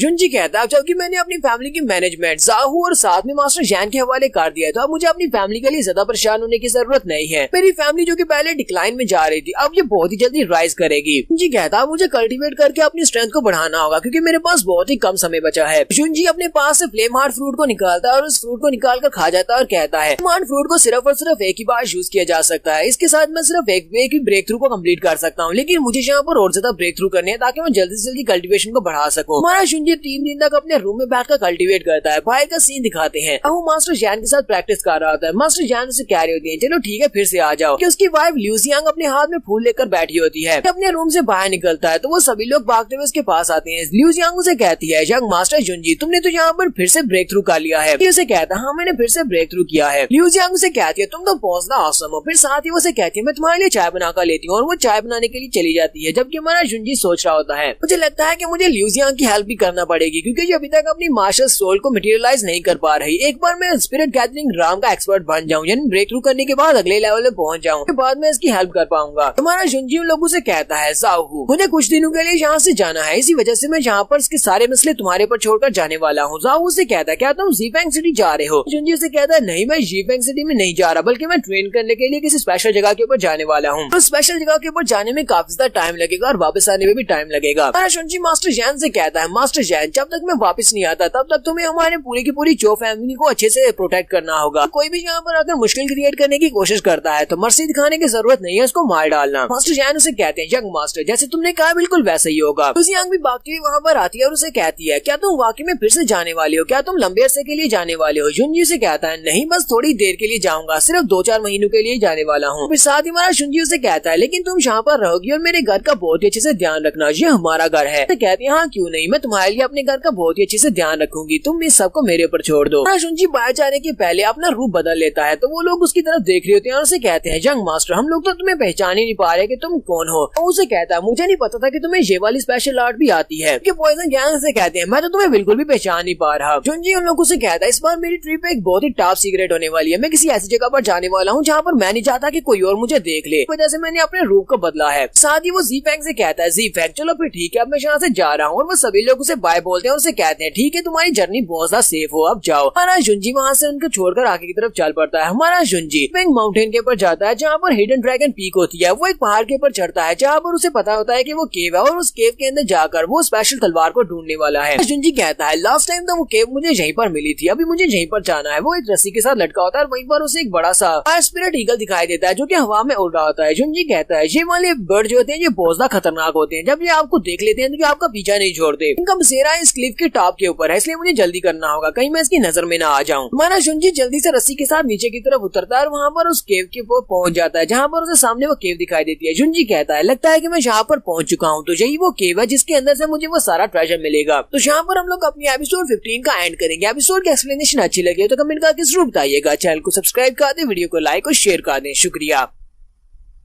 तो गाइस कैसे हैं आप सब लोग? स्वर्ड किंग के एपिसोड 16 के साथ हाजिर हो। तो लास्ट एपिसोड के एंड पे हमने देखा था कि हमारा जुंजी एक केव की तरफ जा रहा था। वो एक माउंटेन के ऊपर जाकर चढ़ जाता है और उस माउंटेन से नीचे उतरता है तो उसके सामने वो केव होती है। तो वो फाइनली ड्रैगन पीक के ऊपर पहुंच चुका है जहाँ से उसे स्वर्ड मिलने वाली है और काफी कुछ अलग ट्रेजर भी मिलेंगे। और जुंजी जैसे ही उस केव के अंदर एंटर होता है तो उस केव के ऊपर काफी सारे वर्ड्स लिखे होते हैं। वो कहता है यहाँ पर तो काफी सारी एन्चेंटमेंट फॉर्मेशन लिखी हुई है। लास्ट टाइम जब मैं यहाँ पर आया था तो मैंने इनके ऊपर ध्यान नहीं दिया था, लगता है कि मैंने इनको पिछली बार नहीं देखा था। लेकिन ये सारी की सारी कुछ ऐसी लैंग्वेज में जिनको मैं समझ नहीं सकता, ये किसी और लैंग्वेज में लिखी हुई है। जुंजी आगे की तरफ चलना स्टार्ट करता है और कहता है मुझे लगता है कि इस जगह के ऊपर काफी कुछ छुपा हो सकता है, काफी सारा खजाना हो सकता है।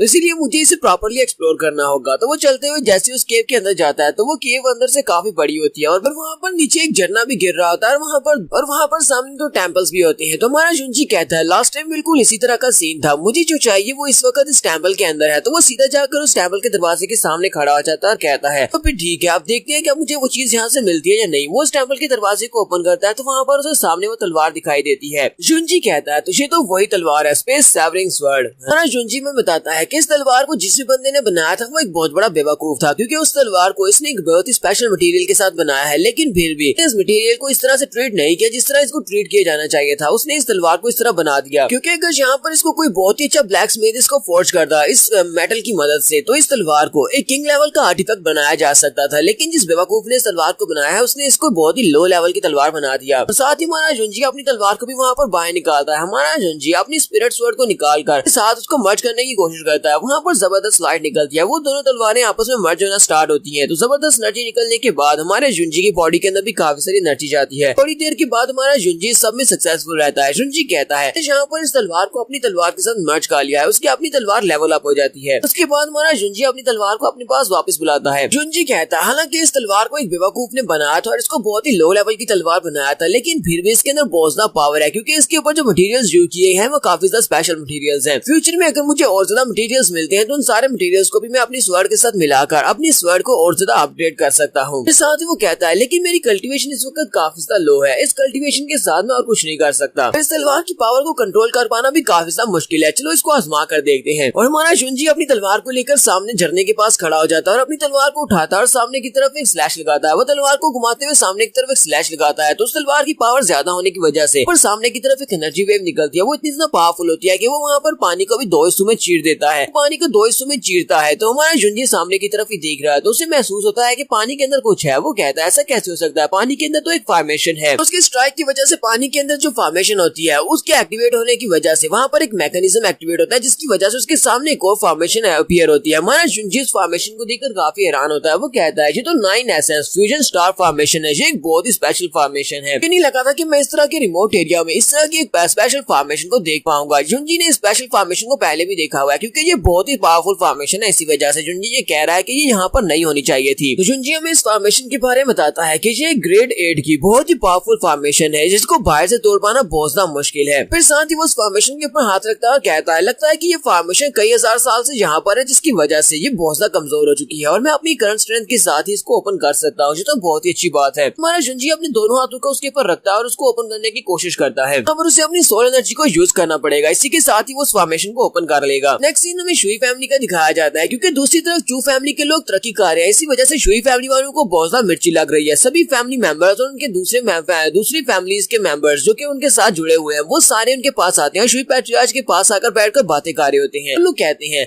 अभी कल की बात है कि जहाँ पर 10 बड़ी फैमिलीज के एल्डर्स आए थे, वो सारे पैट्रियार्च चू फैमिली के साथ जुड़ चुके हैं। उन लोगों ने चू फैमिली के साथ एक अलायंस बना ली है। चू फैमिली वाले बहुत ज्यादा तरक्की करते जा रहे हैं, उनके पास बहुत सारे रिसोर्सेज आ गए हैं। चू फैमिली वालों ने 100 ट्रेजर पवेलियन वालों के साथ अपने रिलेशनशिप को भी पब्लिसाइज कर दिया है। ज़ीफेंग सिटी में जितनी भी बड़ी फैमिलीज हैं वो सारी की सारी फैमिलीज चू फैमिली के साथ अच्छे रिलेशनशिप रखने के लिए वहाँ पर जा रही है, उनको गिफ्ट दे रही है। ये हमारे लिए बहुत ही बुरी बात है। अगर इसी तरह चलता रहा तो चू फैमिली एक दिन हमारी ज़ीफेंग सिटी की सबसे बड़ी फैमिली बन जाएगी और हमारी शुई फैमिली को भी उनके सामने सबमिट करना पड़ेगा। हमें चू फैमिली को कम्प्लीटली डिस्ट्रॉय कर देना चाहिए था, ताकि वो कभी भी दोबारा से राइज ना कर पाते। तो शुई फैमिली के पैट्रियार्च का छोटा भाई भी वहीं पर होता है। वो अपने पैट्रियार्च से कहता है पैट्रियार्च ये वाला केस बहुत ज्यादा सेंसिटिव है। दरअसल पहले तक तो चू फैमिली में कुछ भी नहीं था। चू फैमिली अपने आप में फाइट कर रही थी कि उसके बाद जब वहाँ पर चू जिंगजुन ने कमांड संभाली और तीनों एल्डर्स को निकाल दिया, उसके बाद से इनकी फैमिली बहुत ज्यादा राइज करती जा रही है। अंडर ट्रेजर पवेलियन के साथ इनकी पार्टनरशिप की वजह से इनको बहुत सारे रिसोर्सेज मिले हैं। इसी पार्टनरशिप के बाद से उनके पास काफी सारी फैमिलीज आ रही है जो की उनके सामने सबमिट कर रही है। चू फैमिली के पैट्रियार्च उनसे कहते हैं चू फैमिली के पास उनका पैट्रियार्च नहीं था, इसी वजह से हमें लगा था कि हमें उनके ऊपर नजर रखने की जरूरत नहीं है, क्योंकि वो क्या उखाड़ लेंगे। हमने उनके ऊपर नजर नहीं रखी और देखो उन लोगों ने क्या उखाड़ लिया। क्या तुम लोगों को याद है कि कुछ महीने पहले 100 ट्रेजर पवेलियन वालों ने हमारी शुई फैमिली से अपने सारे नाते तोड़ दिए थे। अब तो मुझे लगता है कि ये सब कुछ भी चू फैमिली की वजह से ही हुआ है। चू फैमिली वालों ने उनसे ये कहा होगा, इसी वजह से 100 ट्रेजर पवेलियन ने हमसे नाता तोड़ा है। पैट्रियार्च का भाई उसे कहता है क्या तुम्हें वाकई में ऐसा लगता है कि चू फैमिली वालों ने ऐसा करवाया है? क्योंकि सभी लोग भी कहते हैं हाँ हमें भी ऐसा ही लगता है कि ऐसा ही हुआ होगा, क्योंकि चू फैमिली वालों का उनके साथ काफी अच्छा रिलेशन है और हमारे साथ उनका दुश्मनी चल रही है। पैट्रियार्च उन लोगों से कहते हैं हम लोगों ने चू फैमिली की एबिलिटीज को बहुत ज्यादा इग्नोर किया है, इसी वजह से ये सब कुछ हो रहा है। नहीं पता था कि वो लड़का ये सब कुछ कर सकता है। अगर ऐसी बात है तो हम उस लड़के को पहले ही मार देते। उस लड़के के पास बहुत सारी एबिलिटीज है और उन लोगों को अपने वश में कर सकता है। कई बार इनकी बेटी जुइकियान भी आ जाती है। जुइकियान उन लोगों से कहती है आप लोगों को उसके बारे में इस तरह सोचने की जरूरत नहीं है। आप लोगों को लगता है कि ये सब कुछ उसी की प्लानिंग है। वो तो एक बहुत ही गरीब सा और कमजोर सा लड़का है। आपको उससे इस तरह डरने की जरूरत नहीं है। आपको उसके बारे में इस तरह बात करने की भी जरूरत नहीं है। तो फादर अपनी बेटी को देखकर बहुत ज्यादा खुश होते हैं और उसे कहते हैं जुइकियान तुम यहाँ पर आई हो, मुझे ये बताओ कि तुम्हारी कल्टीवेशन की प्रोग्रेस कैसी है। जुइकियान अपने फादर से कहती है फादर मैं बिल्कुल ठीक हूँ, कल्टीवेशन बहुत ही अच्छे से बढ़ रही है क्योंकि मैं ज़ीफेंग सिटी की सबसे बड़ी जीनियस हूँ, तो मेरी कल्टीवेशन तो बढ़ेगी ही। कि सभी लोग भी ये बात सुनते ही बहुत ज्यादा हैरान हो जाते हैं। फादर उसे कहते हैं क्या तुमने ब्रेक थ्रू कर लिया, क्या तुम वाकई में स्पिरिट गैदरिंग ग्राम के एक्सपर्ट बन चुकी हो। जुइकियान अपनी तारीफें करते हुए कहती है हाँ फादर मैंने पहले ही ब्रेक थ्रू कम्प्लीट कर लिया है। कुछ दिन पहले मैं ब्रेक थ्रू करने के बाद स्पिरिट गैदरिंग ग्राम के फर्स्ट लेवल पर पहुंच गई थी। मैंने अपने स्पिरिट गैदरिंग ग्राम को स्टेबलाइज कर लिया है। मुझे लगता है कि मैं बहुत ही जल्दी उस फर्स्ट ग्रेड की मार्शल आर्ट्स की technique triple 9 Z overlapping technique को भी मास्टर कर लूंगी। उसके फादर उसे कहते हैं ये तो बहुत ही अच्छी बात है, मेरी बेटी तो वाकई में एक जीनियस है। वो उसे कहते हैं अगर तुम अभी फैमिली कंपटीशन में हिस्सा लेती हो तो मुझे लगता है कि तुम 5 हाउसेज को ज्वाइन कर सकती हो, 5 मार्शल आर्ट्स हाउसेज को ज्वाइन कर सकती हो। विज्ञान भी अपनी तारीफें करते हुए कहती है फादर क्यों ना मैं यहाँ पर फर्स्ट प्लेस के लिए ट्राई करूँ क्योंकि मुझे लगता है कि मैं बाकी के सारे बच्चों से ज्यादा जीनियस हूँ। साथ ही वो उन सभी लोगों से कहती है आप सभी लोग शुई फैमिली के डिग्निफाइड एल्डर्स हैं। आप सभी लोगों को यहाँ पर किसी एक लड़के से इस तरह डरने की जरूरत नहीं है। आप सभी लोग उससे डरे हुए हैं। को उससे डरने की क्या जरूरत है जबकि वो सिर्फ और सिर्फ एक कचरा है। क्योंकि अगर इस तरह की बातें बाहर जाकर फैल गई कि हमारे सभी एल्डर्स एक लड़के से डरे हुए हैं तो जब वो ओपन सिलेक्शन होने वाली है तो उसमें मुझे लगता है कि मेरी इमेज के ऊपर बहुत ही बुरा असर पड़ेगा। फादर उसे कहते हैं हाँ तुमने बिल्कुल ठीक कहा जुएर, मैं आज के बाद हम लोग इस बारे में बात नहीं करेंगे। हम लोग इस आज के बाद जिंगजुन के बारे में बात नहीं करेंगे। फिर साथ ही वो जुइकियान से कह दिया मुझे ये बताओ क्या हम लोग अपने कुछ स्पाइस को वहाँ पर भेज दे चू टाउन में ताकि वो लोग उनके ऊपर नजर आकर हमें उनके करंट सिचुएशन के बारे में बता सके। जुइकियान अपने फादर से कहती है फादर फैमिली के पैट्रियार्च आप हैं, मैं नहीं हूँ, ये फैसला आपने लेना है, आप मुझसे क्यों पूछ रहे हैं। साथ ही वो अपने फादर से कहती है आप सभी लोग इस सारे मसले को खुद ही हल करें। तक आप लोग मेरी इमेज को नुकसान नहीं पहुँचाते तब तक आप जो भी करना चाहे वो कर सकते हैं, मुझे इससे फर्क नहीं पड़ता। इतना कहने की बात वो वहाँ से चली जाती है। नेक्स्ट सीन में फिर से केव का दिखाया जाता है जहाँ पर हमारा जुंजी उस फॉर्मेशन को ओपन कर लेता है। उस फॉर्मेशन को ओपन करने के बाद वो बाहर निकलता है तो वहाँ पर एक और बिग वर्ल्ड होता है। तो जुंजी वहाँ पर अंदर निकलता है। जब बाहर निकलता है तो वहाँ पर सामने 3 पिलर्स होते हैं और उन 3 पिलर्स के सेंटर में एक बड़ा सा एग पड़ा होता है। जुंजी कहता है ये क्या, ये तो एक और इंडिपेंडेंट ड्राम है। इसका मतलब ये है कि उस छोटी दुनिया के अंदर एक और छोटी दुनिया है। वहाँ पर सामने जो एग है वो एक स्पिरिट बीस्ट का अंडा है। तो जुंजी कहता है ये जगह तो वाकई में बहुत ज्यादा अजीब है। जहाँ पर जब मैं एंटर हुआ तो एंटर करने के लिए मुझे यहाँ पर एक फॉर्मेशन को ओपन करना पड़ा जो एक बहुत ही एंशिएंट और बहुत ही पावरफुल फॉर्मेशन थी। उसके बाद मैं यहाँ पर क्या देख रहा हूँ, यहाँ पर एक इंडिपेंडेंट स्पेस है, इसके साथ यहाँ पर एक आल्टार है और आल्टार के ऊपर एक स्पिरिट बीस्ट एग पड़ा हुआ है। फिर बंदे ने इस जगह को यहाँ पर बनाया होगा और इस बीस्ट एग को यहाँ पर रखा होगा। वो कोई नॉर्मल इंसान बिल्कुल भी नहीं होगा, वो एक बहुत ही पावरफुल इंसान होगा। हमारा जुंजी आगे की तरफ चलना स्टार्ट करता है और कहता है तो लगता है कि स्पिरिट बीस्ट के एग को यहाँ पर सील किया गया है। इस आल्टार को इसलिए बनाया गया है ताकि स्पिरिट बीस्ट के एग को यहाँ पर सील किया जा सके। जुंजी कहता है ये स्पिरिट बीस्ट का एग कितने ग्रेड का होगा, यानी इसका लेवल क्या होगा जिसकी वजह से यहाँ पर सील किया गया है। ये तो बहुत ज्यादा पावरफुल स्पिरिट बीस्ट हो सकता है जो कि संडे से निकलने वाला होगा। जुंजी जब उसके करीब पहुंचता है तो उसे इस अंडे के ऊपर भी एक और फॉर्मेशन दिखाई देती है जिसकी वजह से उस अंडे को भी सील किया गया होता है ताकि उस अंडे के अंदर से बेबी ना निकल सके। जुंजी कहता है मुझे तो लगता है कि इसके अंदर जो स्पिरिट बीस्ट है वो बहुत ज्यादा पावरफुल हो सकता है, इसी वजह से पर इस अंडे के ऊपर एक डबल फॉर्मेशन लगाई गई है। यहाँ से हमारा नेक्स्ट सीन 100 ट्रेजर पवेलियन का दिखाया जाता है। यूजिन काफी ज्यादा गुस्से में होती है। मैनेजर किनशान से कहती है ये क्या बकवास है, तुमने मुझे इस बारे में क्यों नहीं बताया। अब मैंने सुना है कि बहुत सारी दूसरी फैमिलीज ऐसी हैं जो कि हमारी चू फैमिली के साथ जुड़ती जा रही हैं। तो ये सब कुछ तो पहले से पता होना चाहिए था। तकरीबन 10 फैमिलीज ने उनको ज्वाइन किया है और इसके अलावा स्पिरिट स्टोन वेन के बारे में तुमने मुझे क्यों नहीं बताया कि वहाँ पर पहाड़ी के ऊपर से केव मिली है जिसके अंदर से फायर स्पिरिट स्टोन और फायर स्पिरिट हार्ट फ्रूट्स भी मिले हैं। मैंने तुम्हें ये सारी जिम्मेदारी दी कि तुम्हें जिंगजुन के ऊपर नजर रखनी है लेकिन तुम उसके ऊपर नजर रखने में फेल हो गए। तो मैनेजर किनशान भी वहीं पर अपना सर झुकाकर बैठे होते हैं और उसे कहते हैं प्लीज मिस जूजान मुझे मार डाले क्योंकि मैं यही से सजा का हकदार हूँ। मैं आपके लिए इस मिशन को पूरा नहीं कर सका। हालांकि आपने मुझे कहा था कि मुझे उसके ऊपर नजर रखनी है लेकिन मैं ये सब कुछ नहीं कर सका, मुझे सजा दे। तो यहाँ पर हम लोग अपनी एपिसोड 16 का एंड करेंगे। एपिसोड की एक्सप्लेनेशन अच्छी लगी हो तो कमेंट करके जरूर बताइएगा। चैनल को सब्सक्राइब कर दे, वीडियो को लाइक और शेयर कर दे। शुक्रिया। तो गाइस कैसे हैं आप सब लोग। स्वर्ड किंग के एपिसोड 17 के साथ हाजिर हो। तो लास्ट एपिसोड के एंड पे हमने अंडर ट्रेजर पवेलियन का सीन देखा था, जहां पर मैनेजर किनशान मिस जूजान से कह रहे होते हैं प्लीज मुझे सजा दे, मैं चू फैमिली के ऊपर नजर रखने में फेल रहा, मैं ये सब कुछ नहीं देख पाया कि वो लोग कितनी ज्यादा तरक्की कर चुके हैं। जूजान उसे कहती है जी सारे के सारा ब्लेम तुम्हारे पर नहीं डाला जा सकता, इसी वजह से मैं तुम्हें सजा नहीं दे रही। मैं भी यहाँ पर अभी तक उस लड़के के बारे में अंदाजा नहीं लगा पा रही कि चू फैमिली के लोग क्या कर सकती है। लड़के के पास बहुत सारी एबिलिटीज है और उन एबिलिटीज को यूज करते हुए वो ये सब कुछ कर रहा है और बहुत ही जल्दी चू फैमिली राइज करने वाली है। तो मैनेजर किनशान मिस जूजान से कहते हैं मिस जूजान आपको बताया ना कि वो जो केव उनको मिली थी जिसके अंदर स्पिरिट स्टोन वेन्स थी, अगर वो हमारे 100 ट्रेजर पवेलियन को मिला होता तो हम लोग उसको मैनेज नहीं कर पाते, क्योंकि बाकी की सारी फैमिलीज हमारे पर अटैक करती और हम सभी से वो छीनने की कोशिश करती। साथ ही उसके पास 10 बड़ी फैमिलीज है जिन लोगों ने उसके सामने सबमिट किया है। तो सभी लोग वाकई में ये सब कुछ नहीं कर सकते थे। चू फैमिली वालों ने सारे मसले को बड़ी आसानी के साथ हैंडल कर लिया। कहीं ऐसा तो नहीं है कि उनके पास किसी एक्सपर्ट की मदद है, कि उनकी फैमिली में तो कोई भी एक्सपर्ट नहीं है। कहीं ऐसा तो नहीं है कि उनके पास कोई गेस्ट एल्डर है। मिस जूजान उसे कह दिया ऐसा नहीं हो सकता, उनके पास कोई एक्सपर्ट कहाँ से आएगा, कि अगर उनके पास कोई एक्सपर्ट होता जिसकी मदद उनके पास होती तो वो कभी भी यहाँ पर अपनी प्रोफाइल को लो नहीं रखते, वो लो प्रोफाइल के साथ यहाँ पर नहीं रह रहे होते। यहाँ तक मेरा ख्याल है ये सारे का सारा जुंजी का प्लान है, उसने शुरुआत से ये सब कुछ प्लान किया हुआ था। मैनेजर किनशान उसकी बात सुनने के बाद कहते हैं पता नहीं मुझे ऐसा क्यों लगता है कि हमारी मिस जूजान उसमें कुछ ज्यादा इंटरेस्टेड है। साथ ही वो से कहता है तो मिस जूजान आप मुझे बताओ कि आगे हमें क्या करना है, क्या हमें अभी भी चू फैमिली के ऊपर स्पाइस को भेजना चाहिए उनके ऊपर नजर रखने के लिए, आगे हम लोग क्या करेंगे। जूजान उसे कहती है नहीं अब तुम्हें उसके ऊपर नजर रखने की जरूरत नहीं है, जबकि चू फैमिली वाले पहले से राइज कर रहे हैं और बहुत ही जल्दी वो लोग बहुत ही बड़ी फैमिली बन जाएंगे और बहुत ही जल्दी बाकी की ऐसी फैमिली जो उनसे जेलस होती है वो सभी उनके ऊपर अटैक करने के लिए आ सकती है। मैं चाहती हूँ कि हम लोग क्योंकि आपस में एक रिलेशनशिप में बंधे हुए हैं, इसी वजह से तुम हमारे 100 ट्रेजर पवेलियन का नाम यूज करते हुए सभी लोगों के सामने ये बात बता दो कि हम लोगों का चू फैमिली के साथ एक बहुत ही अच्छा रिलेशन है और कोई भी उनके ऊपर अटैक ना करे। इससे चू फैमिली वालों की काफी ज्यादा मदद हो जाएगी, स्पेशली शुई फैमिली के ऊपर नजर रखना क्योंकि वो उनके ऊपर अटैक कर सकते हैं। मैनेजर किनशान उसे कहते हैं ठीक है मैम मैं बिल्कुल ऐसा ही करूंगा। नेक्स्ट सीन हमें 3 महीने के बाद का दिखाया जाता है। 3 महीने के बाद हमारा जुंजी जब उस केव से वापस आता है तो अपने घर वापस आता है तो उसे वहाँ पर आकर अपना घर नहीं मिल रहा होता क्योंकि वो अपने चू टाउन में आता है, लेकिन चू टाउन पहले से काफी ज्यादा बदल चुका होता है 3 महीने में।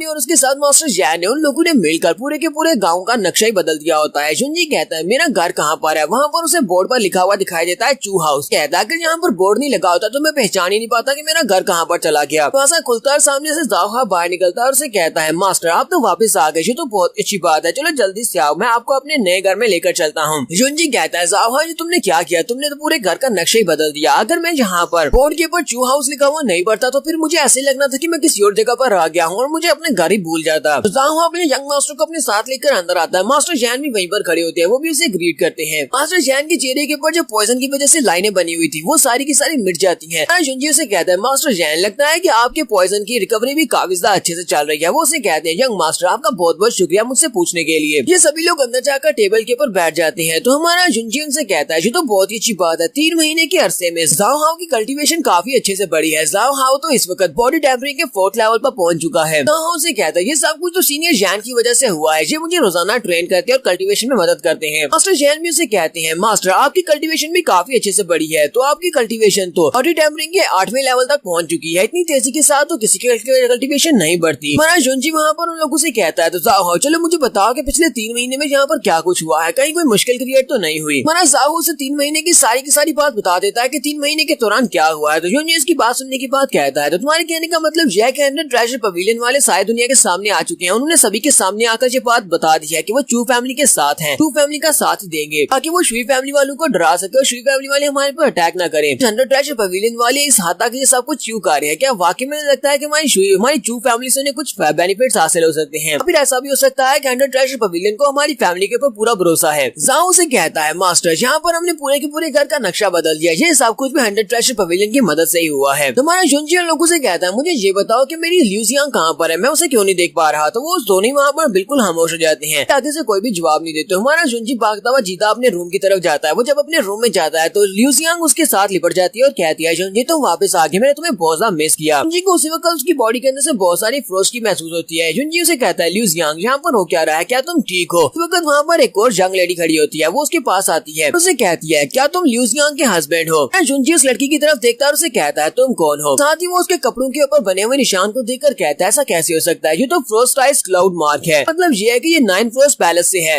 रीइंकार्नेटेड सीरीज की तरह यहाँ पर भी ये फ्रोस्ट पैलेस सिर्फ लड़कियों का पैलेस है, बहुत ज्यादा बर्फ वाले इलाके में, एक दूर दराज के इलाके में, जहाँ पर सिर्फ और सिर्फ लड़कियां कल्टीवेट करती हैं। महाराज शुनजी कहता है कि इस सेक्टर में सिर्फ और सिर्फ फीमेल डिसाइपल्स हैं और सारी की सारी वहाँ पर जिस मार्शल आर्ट्स को प्रैक्टिस करती हैं वो सिर्फ कोल्ड मार्शल आर्ट्स की टेक्निक्स हैं। लोग आइस मार्शल आर्ट्स टेक्निक्स को मास्टर करती हैं। ये वाला एक स्पेशल मार्क है जो कि उनके रोब के ऊपर बना होता है। जितने ज्यादा निशान होंगे इसका मतलब जेओका का स्टेटस वहाँ पर पैलेस में इतना ज्यादा हाई है कि जो मास्टर है, जो कि ओनर है, उसके रोब के ऊपर पूरे 9 निशान बने हुए हैं। इसकी वजह से वो ओनर है और सबसे हाई लेवल वाली है, जबकि इस लड़की के रोब के ऊपर 7 निशान बने हुए हैं। तो मतलब यह कि ये उसकी वाइस लीडर हो सकती है, जहाँ पे ये हाई लेवल की एल्डर है। साथ ही महाराज लुंजी सोच रहा होता है क्या ये लड़की यहाँ पर कर क्या रही है, इतनी दूर से ये एल्डर यहाँ पर क्या करने के लिए आई होगी। तो वो अंदर आता है और उसको इंट्रोड्यूस करवाते हुए कहता है, यंग मास्टर मैं तुम्हें इस बारे में बताना भूल गया, इसका नाम मिस बिंगली है। वो महीने पहले जी यहाँ से गुजरती हुई जा रही थी और गुजरते हुए इसे यहाँ पर से कोल्ड ओरा महसूस हुआ। इसे लगा कि ये ल्यूजियांग की मदद कर सकती है, इसी वजह से ये यहाँ पर आ गई और हमने भी इसे यहाँ पर रहने की जगह दे दी। ल्यूजियांग के पिछले 2 महीने में इस लड़की ने काफी ज्यादा मदद की है, इसी वजह से हमने इसको यहाँ से निकाला नहीं है। और साथ ही वो मास्टर जैन की तरफ देख रहा होता है। मास्टर जैन आगे बढ़ते हैं, युनजी से कहते हैं, मास्टर इसके इंटेंशंस के बारे में हमें कुछ भी नहीं पता, लेकिन ये बहुत ज्यादा स्ट्रॉन्ग थी, मैं अकेले इसको हरा नहीं सकता, इसी वजह से हमने इसको कुछ नहीं कहा और इसे यहाँ पर रहने की इजाजत दे दी। ल्यूजियांग भी अपने हस्बैंड से कहती है, युनजी मिस बिंगली काफी ज्यादा अच्छी है और मेरे साथ काफी अच्छे से पेश आती है। युनजी उस एल्डर से कहता है, तुम बाकी सभी लोगों को यहाँ पर बेवकूफ बना सकती हो लेकिन मुझे बेवकूफ नहीं बना सकती, चलो जल्दी से बताओ कि तुम्हारा यहाँ पर रहने का मकसद क्या है, तुम्हें क्या चाहिए। तो मिस बिंगली से कहती है, अच्छा ठीक है फिर मैं तुम्हें यहाँ पर साफ साफ और सीधी बात बताती हूँ। 9 फ्रोस्ट पैलेस की एक एल्डर हूँ और मैं यहाँ पर तुम्हारी इस वाइफ ल्यूजियांग को अपने साथ ले जाने के लिए आई हूँ, क्योंकि तुम्हारी वाइफ बहुत ज्यादा स्पेशल है, इसी वजह से मैं चाहती हूँ कि ये हमारे 9 फ्रोस्ट पैलेस की डिसाइपल बने। इसकी बॉडी के अंदर जो की पावर है बहुत ज्यादा कोल्ड है, इसी वजह से ये हमारे 9 फ्रोस्ट पैलेस के लिए बिल्कुल परफेक्ट है, तो इसे मेरे साथ भेजो, मैं इसे अपने 9 फ्रोस्ट पैलेस में लेकर जाना चाहती हूँ, क्योंकि तुम इसके हस्बैंड हो, इसी वजह से मुझे यहाँ पर पिछले 2 महीने से रुकना पड़ा तुम्हारा इंतजार करने के लिए। कब तुम वापस आओ और आकर मुझे इस बात की इजाजत दो कि तुम अपनी वाइफ को मेरे साथ भेज रहे हो। तुम्हारा जुनजी उसकी बात सुनने के बाद सोच रहा होता है कि 9 फ्रोस्ट पैलेस में ज्यादा डिसाइपल्स नहीं है, लेकिन उनकी जितनी भी डिसाइपल्स होती हैं वो सारी की सारी जीनियस और टैलेंटेड लड़कियां होती हैं। तो इस एल्डर ने मेरी ल्यूजियांग के ऊपर नजर रखी हुई है, तो इसका मतलब यह है कि मेरी ल्यूजियांग भी एक बहुत ही जीनियस और टैलेंटेड लड़की है, फ्यूचर में बहुत ज्यादा पावरफुल मास्टर बन सकती है, इसी वजह से ये इसे अपने 9 स्टार पैलेस में लेकर जाना चाहती है।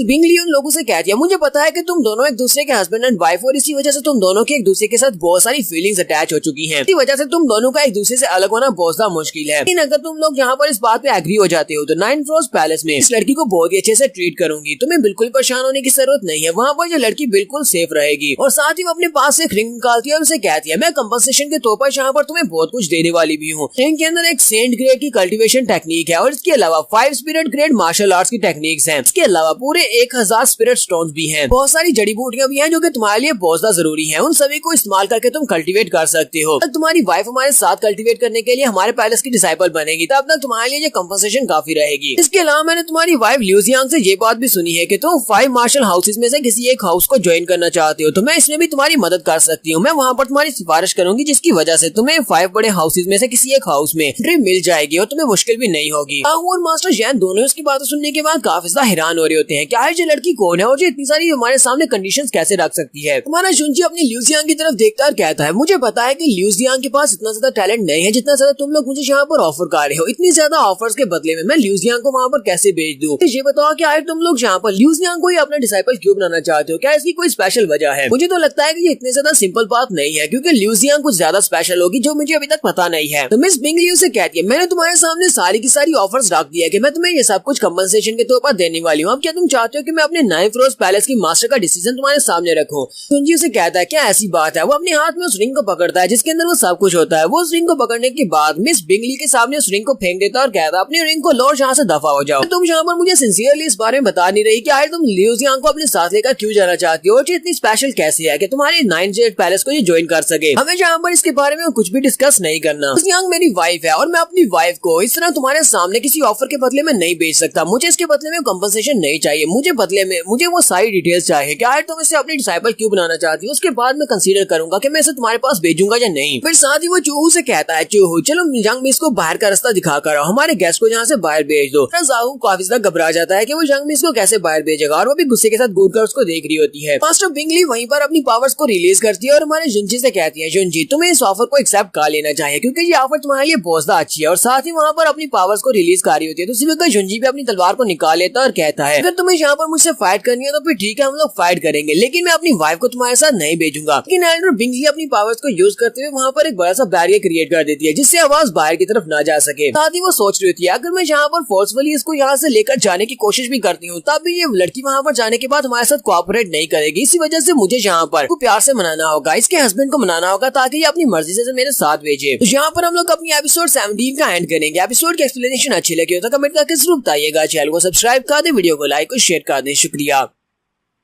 तो स्वर्ड किंग के एपिसोड 18 के साथ हाजिर हूँ। तो लास्ट एपिसोड के एंड पे हमने देखा था कि लिu जियांग को लेने के लिए नाइन्थ रोज पैलेस से एक एल्डर आती है और उसे अपने साथ लेकर जाना चाहती है, लेकिन हमारा जुंजी अपनी वाइफ को उसके साथ भेजने के लिए तैयार नहीं होता। तो पहले तो वहाँ पर अपनी पावर्स को रिलीज करते हुए डराने की कोशिश करती है, फिर साथ ही वहाँ पर एक बैरियर क्रिएट कर देती है जिससे कि आवाज बाहर न जा सके और वो लोग वहाँ पर आराम से बात कर सके। ये देखकर काफी हैरान होता है कि इसने यहाँ पर एक रिस्ट्रिक्टिव स्क्रीनिंग आर्ट को क्यों यूज किया है। मिस बिंगली उसे कहती है मैं यहाँ पर तुम्हें एक्सप्लेनेशन देने वाली हूँ कि मैं क्यों तुम्हारी वाइफ को अपने साथ लेकर जा रही हूँ, क्योंकि ये एक बहुत ही सीक्रेट बात है। इसी वजह से मैंने यहाँ पर बैरियर क्रिएट किया है ताकि कोई भी बाहर से हमारी आवाज को सुन ना सके। ये कहता है लगता है कि ये बात वाकई में काफी ज्यादा सीक्रेट होगी, लेकिन मैं लिu जियांग के बारे में ऐसा क्या सीक्रेट हो सकता है इतना ज्यादा स्पेशल है कि मास्टर बिंगली को यहाँ पर एक बैरियर क्रिएट करना पड़ा ताकि स्पाइस इस बात को सुन ना सके। एल्डर बिंगली से कहती है हाँ ये बात तो वाकई में सच है कि तुम्हारी वाइफ लिu जियांग इसके कल्टीवेशन को देखा जाए तो ये सिर्फ और सिर्फ एक कामजी लड़की है। लेकिन यहाँ पर आने के बाद मेरी नजर इसके ऊपर पड़ी। जब मैंने इसको देखा तो मुझे पता चला कि इसके पास एक बहुत ही स्पेशल मेरिडियंस है। इसके पास 9 रोज टर्मिनस पल्स है। तुम्हें पता है कि 9 रोज टर्मिनस प्लस क्या होती है? तुम्हारा जुंजी भी ये बात सुनने के बाद बहुत ज्यादा हैरान हो जाता है और सोच रहा होता है ऐसा कैसे हो सकता है। अभी मुझे समझ आया कि इसकी बॉडी के अंदर से इसकी मास्टर स्पेयर मटेरियलाइज क्यों नहीं हो पा रही थी, क्योंकि इसके पास 9 रोज टर्मिनस प्लस है। मास्टर बिंगली उसकी तरफ देखती है और कहती है तुम्हारे चेहरे के एक्सप्रेशन को देखकर तो लगता है कि तुम्हें इस 9 रोज टर्मिनस पल्स के बारे में अच्छी तरह से पता है। एल्डर बिंगली यहाँ पर इस बात को एक्सप्लेन करती है और कहती है कुछ लोग पैदाइशी तौर पर स्पेशल ब्लड लाइन के साथ पैदा होते हैं जो कि बहुत सारी मिस्टीरियस पावर्स को हार्बर कर सकते हैं। 9 रोज टर्मिनस पल्स भी इनमें से एक है। एक बहुत ही पावरफुल पावर है जो कि इनके मास्टर स्पिरिट को मटेरियलाइज करने में मदद नहीं करती बल्कि उसको मटेरियलाइज होने नहीं देती। ऐसे लोग जिनके पास स्पेशल पल्स होती है वो लोग अपनी ब्लड लाइन की पावर्स को अवेकन भी नहीं कर पाते और उनको यूज भी नहीं कर पाते। उनके लिए ये बहुत ज्यादा मुश्किल होता है। अगर वो बॉडी के ऊपर जोर डालेंगे तो उनके लिए इतना ज्यादा खतरा होता है कि वो अपनी जान भी गवा सकते हैं। अगर वो इस सब में सक्सेसफुल रहते हैं तो वो पीक स्ट्रेंथ को हासिल कर सकते हैं, बल्कि बहुत ही महान मास्टर बनेंगे। जब एक बार 9 रोज टर्मिनस पल्स एक्टिवेट होती है तो इसके एक्टिवेट होने से इंसान की बॉडी के अंदर से बहुत सारी फ्रोस्टें निकलती है जो कि अनलिमिटेड होती है। अगर इसको कंट्रोल ना किया जाए तो आसपास के तकरीबन 10 किलोमीटर के रेडियस में जितनी भी चीजें हैं वो सारी की सारी एक आइस सेल में कम्प्लीटली एनग्रेव्ड हो जाएंगी। वो सारी की सारी वहाँ पर आइस को कंट्रोल नहीं कर पाएगा, आइस को एक्टिवेट करेगा। मिस बिंगली कहती है तुम्हारी वाइफ की एज बिल्कुल परफेक्ट है। इस एज में अगर ये कल्टीवेशन को स्टार्ट करती है तो ये बहुत ही जल्दी इसको मास्टर करना सीख लेगी और अपनी 9 टर्मिनस पल्स को एक्टिवेट करने के बाद ये सक्सेसफुली पीक एक्सपर्ट बन सकती है। इसलिए मैं चाहती हूँ कि तुम इसे 9 रोज पैलेस में मेरे साथ भेजो। वहाँ के डिसाइपल बनने के बाद से वहाँ पर बहुत सारे मौके मिलेंगे, ये अच्छे से कल्टीवेट कर पाएगी और हम लोग इसका बहुत ज्यादा ध्यान रखेंगे। हमारा शुंजी उसे कहता है तो कहीं ऐसा तो नहीं है कि तुम्हारे 9 रोज पैलेस वालों के पास 9 रोज टर्मिनस पल्स की आज मौजूद है, तुम लोग इसको ठीक कर सकते हो? वो उसे कहती है हाँ हम लोग इसको ठीक कर सकते हैं। वो उसे बताती है कि हमारे 9 रोज पैलेस की इस वक्त जो ओनर जो मास्टर है उसके पास भी इसी तरह की पल्स वाली बॉडी थी। उसके पास भी बहुत ज्यादा स्पेशल ब्लड लाइन की पावर थी। उन्हें वहाँ पर उसकी बॉडी को कंट्रोल किया है जिसकी वजह से वो इसकी मदद कर सकती है। उसके क्योंकि इस बात का एक्सपीरियंस है इसी वजह से वो इसको भी ठीक कर सकती है। इसी वजह से इसे वहाँ पर जाकर ब्लड जेड के ऊपर बैठकर कल्टीवेट करना होगा। हमारा जुंजी से कहता है क्या तुम्हें लगता है कि टर्मिनस फ्रोज ब्लड जेड ये मदद करेगा इसकी बॉडी के अंदर से इसकी ब्लड लाइन को सप्रेस करने के लिए? पर मुझे तो ऐसा नहीं लगता। तुम यहाँ पर जिस ब्लड जेड की बात कर रही हो वो फ्रोज की को सप्रेस नहीं करता बल्कि उसको एब्जॉर्ब करता है। तो इसके लिए तुम्हें पहले उस बंदे के कंसेंट भी लेने पड़ते हैं क्योंकि ये बहुत ही खतरनाक प्रोसेस है और साथ इसमें बहुत ज्यादा टाइम भी लगता है। बिंगली भी हैरान होती है और कहती है तुम्हें सब के बारे में कैसे पता चला? तुम्हें इतनी सारी नॉलेज कहाँ से मिली है? कहता है तुम्हें सब के बारे में सोचने की जरूरत नहीं है। ये बताओ कि तुम्हें कितना ज्यादा अरसा लगेगा उस ब्लड जेड को यूज करते हुए मेरी वाइफ की बॉडी के अंदर इस 9 जेड टर्मिनस पल्स को कैसे डीएक्टिवेट करने में? कहती है मुझे लगता है कि कम से कम 30 साल तो लगेंगे। 30 साल का सुनते ही हमारी लिu जियांग काफी ज्यादा घबरा जाती है और कहती है 30 साल? मैं 30 साल वहाँ पर जाकर रहने वाली हूँ। लिu जियांग अपनी एल्डर से पूछती है एल्डर मुझे ये बताएं अगर मैं आपकी इस बात को मान जाती हूँ कि मैं आपके साथ वहाँ पर जाने को तैयार हूँ, क्या आप मेरे जुंजी को भी मेरे साथ आने देंगे? क्या मेरा जुंजी वहाँ पर आ सकता है? वो उसे कहती है नहीं, हमारे 9 रोज पैलेस में सिर्फ और सिर्फ लड़कियां हैं, वहाँ पर किसी भी मर्द को आने की इजाजत नहीं है। इसी बात ये है कि तुम्हें वहाँ पर जाकर सिर्फ और सिर्फ अपनी कल्टीवेशन के ऊपर फोकस करना पड़ेगा और इसके लिए तुम्हारा हार्ट बिल्कुल साफ होना चाहिए। तुम्हारे हार्ट में जुंजी भी नहीं होना चाहिए। इस वजह से हम लोग किसी को भी वहाँ पर तुम्हारे साथ लेकर नहीं जा सकते। मिस बिंगली उसे कहती है चलो जल्दी से यहाँ पर फैसला करो, अगर तुम मेरे साथ अभी यहाँ से निकलती हो हम लोग 9 रोज पैलेस में जाएंगे, वहाँ पर तुम कल्टीवेट करोगे और मुझे लगता है कि 30 साल के बाद तुम वापस से अपने जुंजी के पास आ सकती हो और 30 साल के बाद तुम दोनों यहाँ पर एक बहुत ही हंसी खुशी जिंदगी गुजार सकते हो, लेकिन अगर तुम मेरे साथ नहीं जाती हो और यहीं पर रहती हो तो फिर मुझे लगता है कि स्पेशल पावर की वजह से तुम सिर्फ आधे साल में यानी 6 महीने में मारी जाओगी। लिu जियांग चलो जल्दी से यहाँ पर फैसला करो कि तुम क्या करना चाहती हो। लिu जियांग वहीं पर रोना शुरू कर देती है और कहती है मैं अपने हस्बैंड को छोड़कर नहीं जा सकती, मैं अपने जुंजी को छोड़कर नहीं जाऊंगी। लिu जियांग कहती है अपने हस्बैंड को पूरे 30 साल तक ना देखना ये तो मौत से भी बदतर है, इसी वजह से मैं आपके साथ नहीं जा सकती। अगर मैं यहाँ पर 6 महीने जिंदा रहकर अपने हस्बैंड के साथ रह सकती हूँ तो मैं यहाँ पर रहना पसंद करूंगी। फिर वो जुंजी से कहती है जुंजी जहाँ पर जो भी डिसीजन लेगा मैं उसको फॉलो करूंगी, अगर वो चाहता है कि मैं इसके साथ जाऊँ तो फिर मैं 30 साल के लिए उसके साथ जाने को तैयार हूँ। जुंजी आगे बढ़ता है और उसका हाथ पकड़ता है और उसे कहता है नाइन फ्रॉस्ट पैलेस वालों की इंटेंशंस बहुत ज्यादा अच्छी हैं, ये सिर्फ उससे तुम्हारी जान बचाना चाहते हैं, उन्हें एक डिसाइपल चाहिए। लेकिन साथ ही वो मिस बिंगली से कहता है मिस बिंगली आपकी इंटेंशंस अच्छी हैं लेकिन आप यहाँ से चली जाए, मैं अपनी वाइफ को तुम्हारे साथ नहीं भेजूंगा। सुनते मिस बिंगली काफी ज्यादा गुस्सा हो जाती है और उसे चिल्लाकर कहती है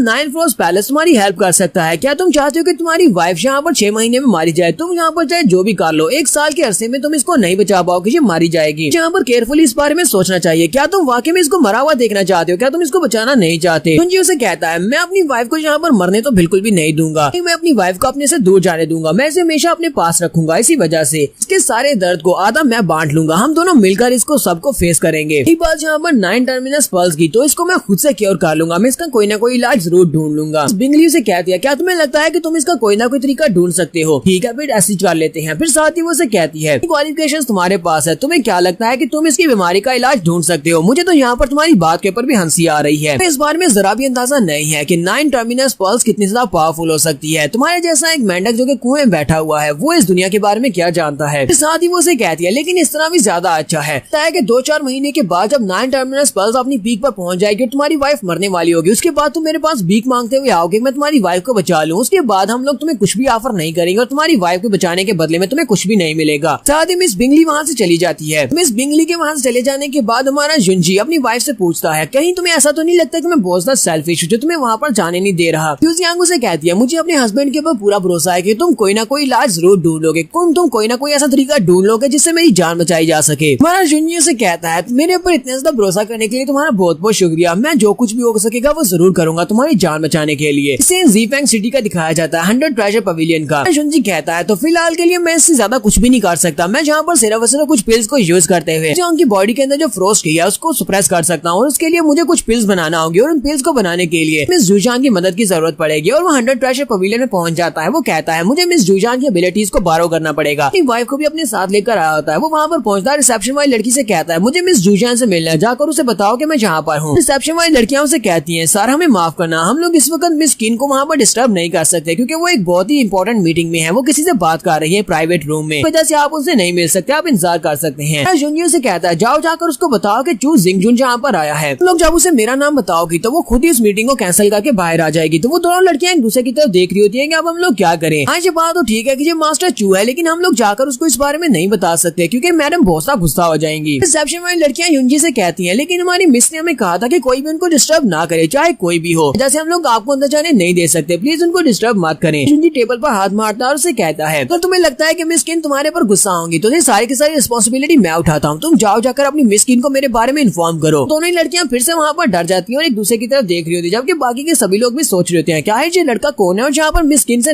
मिलने की रिक्वेस्ट क्यों कर रहा है। रेंजर किन भी वहीं पर आ जाते हैं और उसे कहते हैं पैट्रियार्क चू तो आप यहाँ पर आज क्या करने के लिए आए हैं और इतने ज्यादा गुस्से में क्यों लग रहे हैं? आराम से जना शांत हो जाए, हम लोग आपको मिलवा देंगे। हमारा जुंजी से कहता है मास्टर किनशान शुक्र है कि तुम टाइम पर पहुंच जाए, जाओ जाकर अपनी मिस को बुला कर लाओ, उसे बुलाओ और उसे कहो कि हम चू सिंगजुन उससे मिलने के लिए आया है, मुझे उसकी मदद की जरूरत है, मुझे कुछ बहुत इंपॉर्टेंट काम है। मैनेजर किनशान उसे कहते हैं प्लीज मास्टर मुझे माफ करना, इस वक्त सिटी लॉर्ड के साथ उनकी प्राइवेट मीटिंग चल रही है, वो सिटी लॉर्ड के साथ अंदर बात कर रहे हैं, इसी वजह से मैं आपके साथ उनको डिस्टर्ब नहीं कर सकता और आपको उनसे नहीं मिलवा सकता, कुछ यहाँ पर थोड़ी देर के लिए इंतजार करना पड़ेगा, आप यहाँ पर आराम से बैठ जाएं या फिर मैं आपको प्राइवेट रूम देता हूँ, आप वहाँ पर जाकर बैठकर आराम कर ले।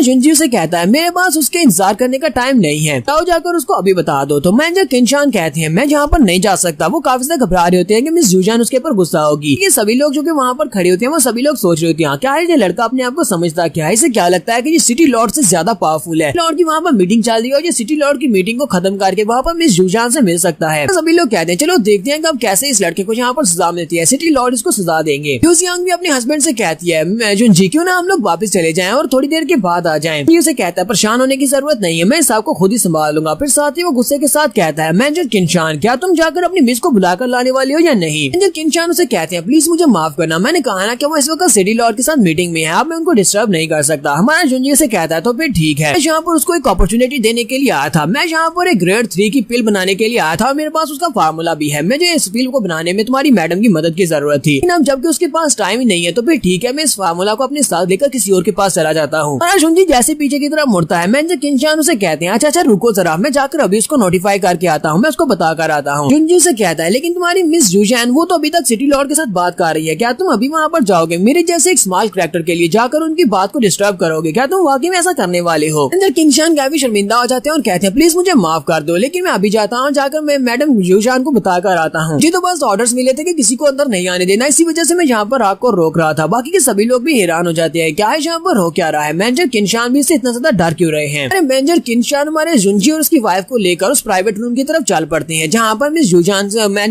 सिटी लॉर्ड के साथ बातचीत कर रही है। तो यहाँ पर हम लोग अपनी एपिसोड 18 का एंड करेंगे। एपिसोड की एक्सप्लेनेशन अच्छी लगी हो तो कमेंट करके जरूर बताइएगा। चैनल को सब्सक्राइब कर दें, वीडियो को लाइक और शेयर कर दें। शुक्रिया। तो गाइस कैसे हैं आप सब लोग? स्वर्ड किंग की एपिसोड 19 के साथ हाजिर हो। तो लास्ट एपिसोड के एंड पे हमने देखा था हमारा जुंजी अपनी वाइफ को लेकर 100 ट्रेजर पवेलियन में पहुंचता है और वहां पर जाने के बाद वो एल्डर से कहता है कि मुझे तुम्हारी जूजैन से मिलना है। पहले तो एल्डर उसको मना कर देते हैं, लेकिन उसके बाद जब हमारा जुंजी उसे कहता है कि वो एक 3rd ग्रेड की पिल बनाने का फार्मूला लेकर आया है तो एल्डर भी बांध जाते हैं और कहते हैं अच्छा ठीक है फिर मेरे साथ है, और उसे अपने साथ लेकर प्राइवेट रूम की तरफ चल देते हैं। एल्डर प्राइवेट रूम के बाहर जाने के बाद कहते हैं इस जूजैन मुझे आपसे बात करनी है। दरवाजा खुलता है और उसके सामने सिटी लॉर्ड खड़े होते हैं। सिटी लॉर्ड उसे कहते हैं किसकी इतनी हिम्मत हुई जो यहाँ पर आया और हमारी कन्वर्सेशन को यहाँ पर डिस्टर्ब कर रहा है। मैंने पहले से ही कहा था कि कोई भी हमारी कन्वर्सेशन को यहाँ पर डिस्टर्ब ना करे। मिस जूजैन भी गुस्से के साथ कहती है यहाँ पर हो क्या रहा है। सिटी लॉर्ड किनशान से कहती है मेजर किनशान तुम्हारी हिम्मत कैसे हुई यहाँ पर आकर हमें डिस्टर्ब करने की। मिस जूजैन भी उसे कहती है किनशान लगता है कि तुम्हें तुम्हारी नौकरी नहीं चाहिए, इसी वजह से तुम यहाँ पर इस तरह बिहेव कर रही हो। मैंने तुम्हें कहा भी था कि किसी को भी यहाँ पर नहीं आने देना और तुम खुद से यहाँ पर चले आए हो मुझे डिस्टर्ब करने के लिए। मेजर किनशान उसके सामने झुकते हुए माफी मांगते हैं और कहते हैं मिस जूजैन प्लीज मुझे माफ कर दे, मैंने ये सब कुछ जानबूझकर नहीं किया बल्कि ये सब कुछ मास्टर जुंजी की वजह से किया है। चूज यहाँ पर आपसे मिलने के लिए आए हैं और वो कह रहे थे कि उन्हें अर्जेंटली आपसे बात करनी है, इसी वजह से मैं उनको यहाँ पर लेकर आया हूँ। मैंने जानबूझकर यहाँ पर कुछ भी नहीं किया। आपको तो पता है कि पैट्रिया चू को मैं यहाँ से वापस नहीं भेज सकता क्योंकि वो यहाँ पर एक बहुत ही स्पेशल पिल का फार्मूला लेकर आए हैं। हमारा जुंजी भी आगे बढ़ता है और उसे कहता है मिस जूजैन आपको यहाँ पर मैनेजर के ऊपर गुस्सा होने की जरूरत नहीं है। हाँ ये बात ठीक है कि मैंने यहाँ पर इसको फोर्स किया था आपके पास यहाँ पर आने के लिए। मिस जूजैन उसे देखने के बाद वहाँ पर शांत हो जाती है। सिटी लॉर्ड को अभी तक नहीं पता होता कि जुंजी कितने कमाल का बंदा है। वो कहता है ठीक है ये लड़का आकर यहाँ पर पिल्स को रिफाइन करने के लिए मिस जूजैन की हेल्प चाहता है तो फिर ठीक है बाद में ये अपना काम पूरा कर ले, फिलहाल जाके इसे बिठा दो वहाँ पर, पोलो के इंतजार करे, पहले मेरी बारी है, मैं भी मिस जूजैन से यहाँ पर बात कर रहा हूँ। तो सिर्फ और सिर्फ एक छोटी सी चू फैमिली का मेंबर है, फैमिली का पैट्रियार्च होने के नाते से क्या लगता है कि यहाँ पर सिटी लॉर्ड से आगे निकल सकता है। साथ ही वो गुस्से के साथ हमारे जुंजी से कहते हैं क्या तुम इस सिटी लॉर्ड को सिटी लॉर्ड नहीं समझते, इसी वजह से तुम यहाँ पर इसके सामने एरोगेंटली बिहेव कर रहे हो। फिर साथ ही वो उसे कहते हैं तुम अभी तक यहीं पर क्यों खड़े हो, जल्दी से यहाँ से दफा हो जाओ, तुम यहाँ पर खड़े कर क्या रहे हो, तुम चाहते हो कि मैं यहाँ से पर्सनली तुम्हें धक्के देते हुए बाहर निकालूं। हमारा जुंजी इसकी बातों को इग्नोर कर रहा होता है जिसकी वजह से सिटी लॉर्ड काफी ज्यादा गुस्सा हो जाते हैं। मिस जूजैन यहाँ पर ये सब कुछ देखने के बाद कहती है ठीक है तुम जाओ। सिटी लॉर्ड ये बात सुनते ही बहुत ज्यादा खुश हो जाती है और कहती है मिस जूजैन आप तो वाकई में बहुत ज्यादा अच्छी हैं, आपने इस लड़की को यहाँ पर से सिर्फ जाने का कहा, मैं होता तो मैं तो इसे उठाकर ही बाहर फेंक देता। मिस जूजैन उसे कहती है सिटी लॉर्ड मैं यहाँ पर आपसे कह रही हूँ कि तुम यहाँ से जाओ, इस लड़के से नहीं कह रही जाने का। और भी ये बात सुनने के बाद बहुत ज्यादा हैरान होती है और कहते हैं यहाँ पर हो क्या रहा है, छोटे से लड़के के लिए मिस जूजैन यहाँ पर सिटी लॉर्ड को जाने का कह रही है, ये तो मेरे लिए बहुत ज्यादा इंसल्ट की बात है। फिर साथ ही में जूजैन भागती हुई आगे बढ़ती है और मुझसे कहती है चू तुम यहाँ पर क्या करने के लिए आए हो, तुम्हें मेरी किस बात में मदद चाहिए। जुंजी उसे कहता है मिस जूजैन तुम्हें देखकर लगता है कि तुम ग्रेड 3 की पिल रिफाइनर बन चुकी हो। वो उसे कहती है मैं बन चुकी हूँ, मुझे ये बताओ कि तुम कौन सी नई पिल बनाने चाहती हो, तुमने कहा कि पिल बनाने में तुम्हें मेरी मदद चाहिए। तुम्हारा जुंजी उसे कहता है हाँ मुझे तुम्हारी मदद चाहिए, मैं यहाँ पर एक पिल बनाने वाला हूँ जिसको 100 जैंग पिल कहते हैं, वो एक ग्रेड 3 की पिल है और ये उस पिल को बनाने का फार्मूला है। तो मिस जूजैन उसे कहती है चलो फिर ठीक है हम लोग यहाँ पर और ज्यादा इंतजार नहीं करते, चलो जल्दी से सीधा अपने कॉल्ड्रॉन के पास चलते हैं और जाकर पिल्स को बनाते हैं। साथ ही वो किनशान से कहती है किनशान जल्दी से जाओ जाकर ये सारी की सारी मेडिसिन लेकर आओ जो कि हमारा जुंजी तुम्हें कहता है, पैट्रियार्च चू के कहे के मुताबिक सारी मेडिसिन लेकर आना, जड़ी बूटियां लेकर आना। जुंजी उसे कहता है नहीं इसे कहीं पर भी जाने की जरूरत नहीं है, मैं सारा बंदोबस्त करके आया हूँ, मैं सारी की सारी जड़ी बूटियां अपने साथ लेकर आया हूँ। और बात इस बात की जो पिल रिफाइनमेंट की टेक्निक है वो बहुत ज्यादा इंपॉर्टेंट है, है, इसी वजह से मैं नहीं चाहता कि उस रूम के अंदर कोई और भी आए। हम लोग वहाँ पर बिल बना रहे हो तो किसी को भी हमें डिस्टर्ब नहीं करना चाहिए, रूम को बाहर से लॉक कर देना। फिर साथ ही वो ल्यू जियांग से कहता है, ल्यू जियांग चलो जल्दी से तुम भी अंदर आ जाओ। तो मिस जुजियान उसे कहती है ये लड़की कौन है। जुनजी उसे बताता है कि ये मेरी वाइफ है, ये भी हमारे साथ इस प्राइवेट रूम के अंदर आएगी जहाँ पर मैं 100 जैंग बिल बनाने वाला हूँ। तो मिस जुजियान कहती है तुम्हारी वाइफ तो बहुत ज्यादा प्यारी है। उसके बाद से तीनों प्राइवेट रूम के अंदर चले जाते हैं जहाँ पर जो 100 जैंग बिल को बनाएंगे। तो नेक्स्ट सीन बाहर का दिखाया जाता है जहाँ पर सिटी लॉर्ड्स होते हैं काफी ज्यादा गुस्से में होते हैं और सोच रहे होते हैं कि ऐसा कैसे हो सकता है। जहाँ पर किंग जुजियान की तो बात ही मत करो, उसने यहाँ पर एक लड़की के लिए मुझे इतना ज्यादा इंसल्टेड कर दिया कि सिटी लॉर्ड को वहाँ से जाने का कह दिया कि हम लोग वहाँ पर प्राइवेट में कन्वर्सेशन कर रहे थे। मुझे वो लड़का बिल्कुल भी पसंद नहीं आया, मुझे उस लड़के से इस बात का बदला लेना पड़ेगा। मुझे पहले से ये इन्फॉर्मेशन मिल रही थी कि चू फैमिली का पैट्रियार्च यंग मास्टर अब जल्दी से राइज कर रहा है, जिसकी वजह से पूरी की पूरी फैमिली ने पूरे ज़ीफेंग सिटी में खलबली मचाई हुई है। तो आज मैंने फाइनली उस लड़के से मिल भी लिया। इस वक्त मैनेजर किनशान वहाँ पर आते हैं और उसे कहते हैं सिटी लॉर्ड को मैं चाहता हूँ कि आप उस लड़के के खिलाफ कोई भी ग्रज मत रखना, क्योंकि अंदर जो कुछ भी हुआ है आप उसको सारी बात को भूल जाएं, उस गुस्से को पी जाएं। ये आपके लिए बिल्कुल भी अच्छा नहीं रहेगा। सिटी लॉर्ड गुस्से के साथ उसे कहते हैं तुम्हारी इस बात में क्या मतलब है, क्या तुम यहाँ पर मुझे कह रहे हो कि एक छोटी सी चू फैमिली का एक पैट्रियार्च मेरे जैसे सिटी लॉर्ड के सामने खड़ा होने की हिम्मत रखता है, क्या मुझे उसे डरना चाहिए। आज गुस्से के साथ किनशान से कहते हैं तुम्हारी हिम्मत बहुत ज्यादा बढ़ चुकी है, जो तुम यहाँ पर मुझे कह रहे हो कि मुझे उस लड़के के खिलाफ गुस्सा नहीं करना चाहिए और उसके खिलाफ कोई बात नहीं करना चाहिए। मैं क्या लगता है कि तुम 100 ट्रेजर पवेलियन के मैनेजर और मिस जुजियान के साथ तुम्हारा नाता है, तो इस बात का मतलब यह है कि तुम यहाँ पर मेरे बॉस बन चुके हो और मुझे यहाँ पर ऑर्डर्स दे सकते हो। लड़के ने यहाँ पर मुझे ऑफेंड करने की कोशिश की है, तो फिर ठीक है मैं उस लड़के को दिखाऊंगा कि मैं क्या कर सकता हूँ। मैं सिटी लॉर्ड हूँ, मैं कोई आम इंसान नहीं हूँ। उस लड़के को प्रॉपर्ली बिहेव करने का तरीका सिखाऊंगा। तो मैनेजर किनशान उसे कहते हैं सिटी लॉर्ड लगता है कि आपको उसके लड़के के बारे में डिटेल में नहीं पता, चले ठीक है मैं आपको सारी बात बताता हूँ। तो वो उसे सारी की सारी बात बता देते हैं और कहते हैं क्या वो आपको समझ आई, मुझे लगता है कि इतनी रीजन काफी रहेगी। मिस किन उसके साथ इतने अच्छे से बिहेव क्यों करती है अब आपको पता चल गया है कि वो जितनी भी पिल्स के फार्मूलास लेकर आता है वो बहुत ज्यादा स्पेशल होते हैं और वो फार्मूला हमें फ्री में दे देता है। इस बार वो एक 3rd ग्रेड की पिल का फार्मूला लेकर आया जो कि स्पेशल है। तो सिटी लॉर्ड भी ये बात सुनने के बाद काफी हैरान होते हैं और कहते हैं क्या वाकई में ऐसा हो सकता है, लेकिन उस लड़के के पास ये सब कुछ टैलेंट्स कहाँ से आए। मैनेजर किनशान उसे कहते हैं क्या आपने देखा नहीं कि हमारी मिस जुजियान वो उसके सामने किस तरह से रिस्पेक्टफुली बात कर रही थी, हालांकि मेरी मिस जुजियान का स्टेटस उस लड़के से बहुत ज्यादा हाई है। इस बात से इस बात का अंदाजा लगाया जा सकता है कि उस लड़के का फ्यूचर कितना लिमिटलेस है।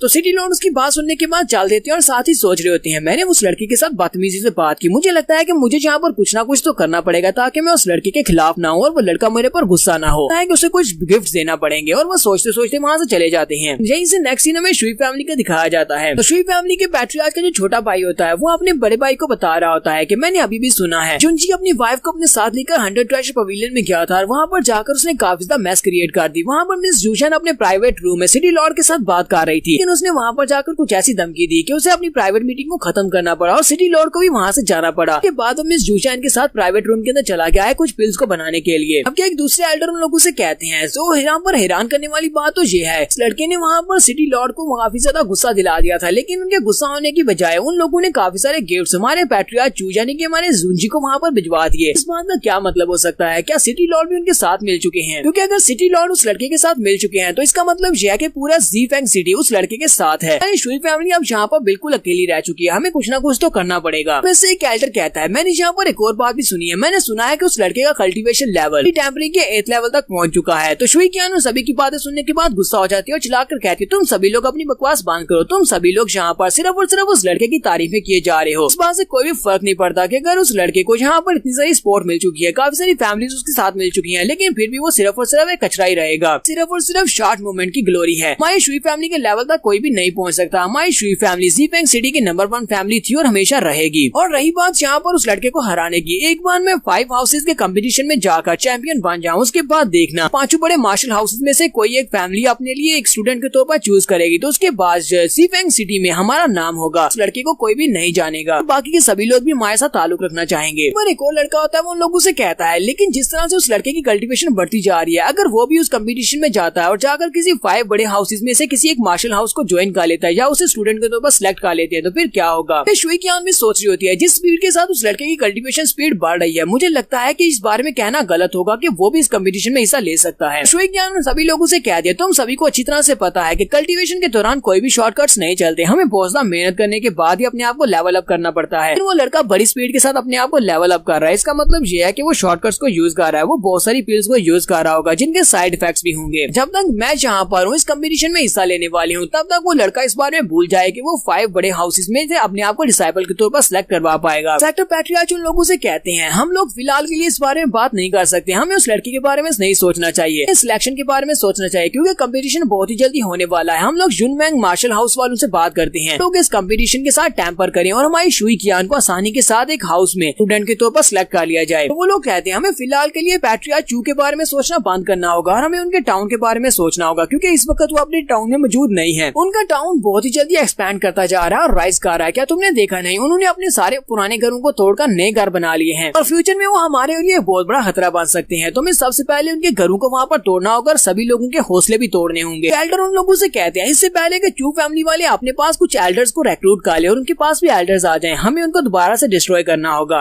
सोच रहे होते हैं अगर मुझे पहले से पता होता कि ये दिन भी एक दिन आने वाला है तो मैं पहले उन लोगों को वहीं पर एलिमिनेट कर देता, मैं किसी एक को भी जिंदा नहीं छोड़ता। रियाज के छोटा भाई उसे कहता है भैया ये सारा काम तुम मेरे ऊपर छोड़ दो, मैं चोंगडी इतना ही अकेला ही काफी हूँ उन सभी लोगों से निमटने के लिए। इनके सारे के सारे घरों को भी बर्बाद कर दूंगा और सभी लोगों को भी मार दूंगा ताकि हमारे इस पैट्रियार्च जू यानी जुंजी को एक अच्छा मैसेज मिल सके। पैट्रियार्च उसे कहते हैं छोटे भाई तो ठीक है मैं ये सारा मसला तुम्हारे पर छोड़ता हूँ, अब तुम्हें ये सब कुछ संभालना होगा लेकिन तुम्हें ये सब कुछ सीक्रेटली करना होगा ताकि तुम किसी के नजर में ना हो। क्या तुम ऐसा कर पाओगे? तब भाई उनसे कहता है ठीक है ब्रदर मैं सब कुछ कर लूंगा। साथ ही पैट्रियार्च सोच रहे होते हैं लगता है कि हमारा काम हो जाएगा, मैं अपने छोटे भाई को वहाँ पर भेज रहा हूँ, ये जरूर चू टाउन को बर्बाद कर देगा। तो यहाँ पर हम लोग अपनी एपिसोड 19 का एंड करेंगे। तो नेक्स्ट एपिसोड में देखेंगे क्या हमारा जुंजी अपने उस 100 जैंग पिल को बनाने में कामयाब हो पाएगा या नहीं, क्योंकि वो पिल अपनी वाइफ के लिए बना रहा है ताकि उसकी बॉडी के अंदर से फ्रोस्ट की निकल रही है उसको उसकी बॉडी के अंदर सप्रेस कर सके। तो एपिसोड की एक्सप्लेनेशन अच्छी लगी हो तो कमेंट करके जरूर बताइएगा। चैनल को सब्सक्राइब कर दें, वीडियो को लाइक और शेयर कर दें। शुक्रिया।